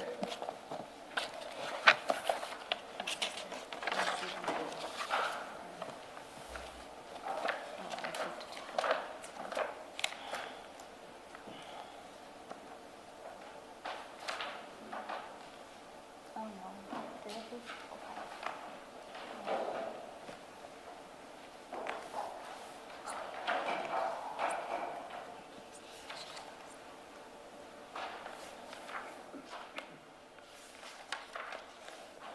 right.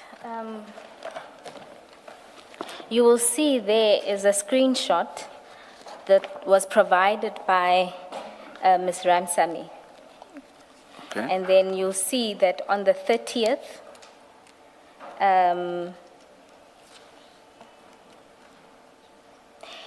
there is a conversation that's happening. The first message is at 13:45.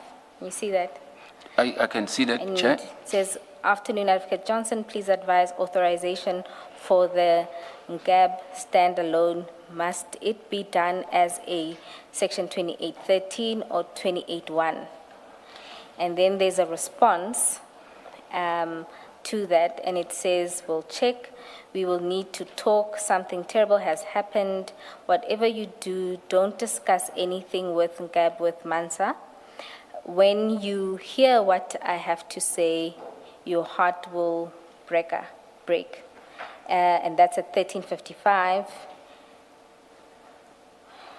And then Ms. Ramsamy responds and says, we have been keeping that between Mr. S, myself, and Dylan. I And see. then if you go on to the next message at 14:05, Advocate Johnson responds and says, don't talk to Mr. S either. I have to figure some things out. It's bad. Then there's a response from Ms. Ramsamy, says, I won't. I'm worried now. Now, this seems to be a conversation about an authorization on an investigation related to Ms. Nkabinde. Did you know anything about this investigation? No, I didn't know anything about it.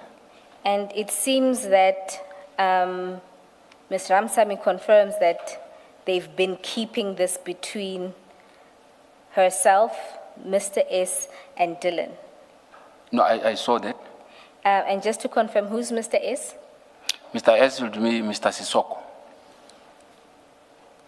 So at this stage, you had no knowledge of an investigation into Mr. Nkabinde, and clearly one of the people involved is saying that this investigation was kept between the three people. Yes. Okay. Now, Commissioners, I propose to move past this to cover the last thing, which is his grievance that he then files during this process. Can we then go to paragraph 61 on page 19?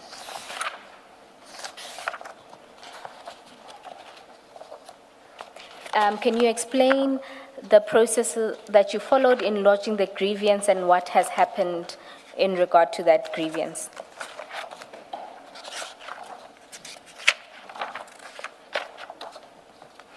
I subsequently decided to lodge a grievance after I have sent numerous emails asking about the progress of this investigation. So since the 7th of February, we are now in October. Nothing is happening. Everyone is quiet.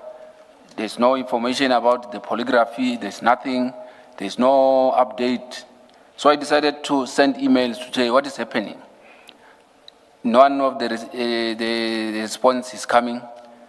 On the 24th, I decided to file a grievance to say I've been investigated from this day.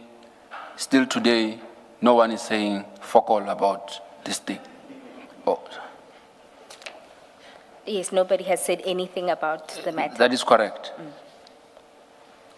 And after your grievance was filed, what happened?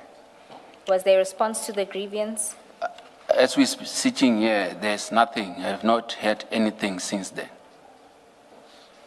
And So then what actually happened is I happened to get information that at some point after the grievance, there was, I don't know whether to say panic or maybe a retaliation or what. So Nkabinde was contacted again to say, hey bro, things have changed now. So I don't know how they managed to persuade him to file an affidavit. So I'm informed there's an affidavit, and it was obtained after I lodged the grievance. I'm also informed that there's a case that was opened, section 41(6), against me. So I can't say anything further than that, just the information that I've received. And also, I need to indicate that Mr. Padiachi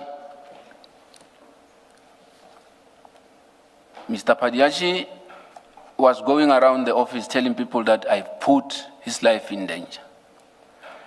And he was accusing me of putting his life in danger because one of the accusations was that I put his name as an investigator. So I'm just putting it. You told Mr. Nkabinde that Mr. Padiachi was the investigator? That is correct. Okay. So, but I'm hoping it will turn out that he's not part of this, because if he is, then I don't know. But my belief is that him and Dylan Perumal, they are the ones that orchestrated this thing. And just for clarity, what is a section 41(6) investigation? The section 41(6) investigation is, I think advocate tried to explain it yesterday to say, you are barred from sharing information about cases that you're investigating with outside people, or maybe sometimes with other colleagues that are not designated. It's along those lines. And have you ever seen that kind of inquiry, 41(6), being conducted internally at Idac? I have never. This should be the first one. Alternatively, maybe if there was, I was not aware of. Right. Thank you. And you've also mentioned that despite various follow-ups, nothing has since come out of any of these processes. Fuck all. And then, I mean, you just reiterate towards your end of your statement that you believe that this was orchestrated by Chief Perumal. That is correct. And then the last thing that you deal with is your conclusion, where you set out what you intend to do. So I'm indicating in my conclusion that I'm intending to open a criminal case.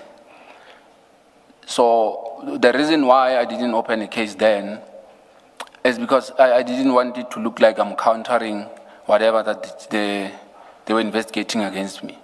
So I wanted their process to finish so that I can continue. So it looks like they don't want it to finish. So basically, I've been investigated forever and there's no outcome in this. So I'm gonna ask that, I think I'll speak to advocate, because there are processes when you have to open cases and other things. But my intention is to open a criminal case, and I'm hoping that the commission will also assist by providing investigators to take over that case, because I don't want it to land on wrong hands somewhere. So that's basically what, in short, yes, that's what I'm intending to do. So, Mr. Raphesu, one question. You say in that paragraph 63 that there is a section 2813 investigation. That is correct. That was instituted. That is correct. Okay. Yeah, I think it seems wrong to me, because section 2813 permits investigations to enable the ID to determine if there are reasonable grounds in terms of subsection 1A of 28. You might be wrong, I accept, but remember, I'm working with information. I'm not even sure whether it's 1 or it's 13. I'm just assuming that it will be. But you were told there was an investigation under section 28. Yes, maybe I can just leave it to say there was investigation on the section 41(6). I see, yes, I think better that way. Are you, Sorry, you want to say something I on was going to this? say, Commissioner Baloyi, there is indeed a Section 2813, and Mr. Sissoko is going to deal with that Speak to process. that. Yes. Okay. Are you presently on duty or you've been suspended? I am presently on duty, sitting in my corner, Yana, somewhere. You are performing functions? Yeah, but with restrictions, Chair and Commissioner. Okay. Thank you. Just to understand, what restrictions have been put in? I was provided with the restrictions that I cannot investigate any matter that has to deal with any SAPS matters, security cluster, that will include all the people that are sitting in the security cluster. I'm barred from investigating those cases. So you can proceed with all the other investigations into the Zondo recommendations? That is correct. Okay. That aren't related to the security sector cluster? That is correct. All right. Thank you. And CI would be included in the security cluster, so you wouldn't be... That is correct. Okay. Those are my questions, unless there's something else that you want to say.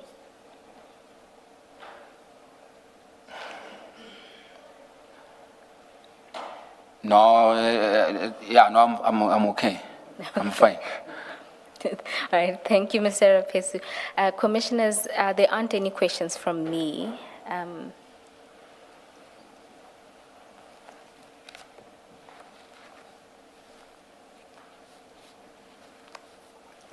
Maybe I will leave it for Advocate Ramsamy.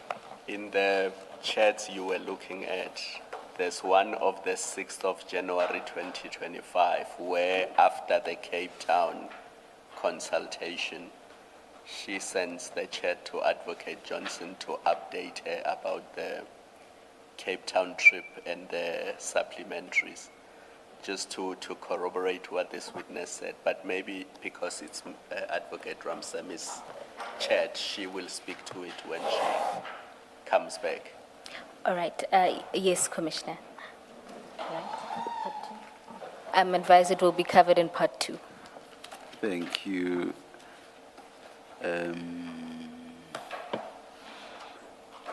Before we go to lunch, can we ask to meet council outside, please?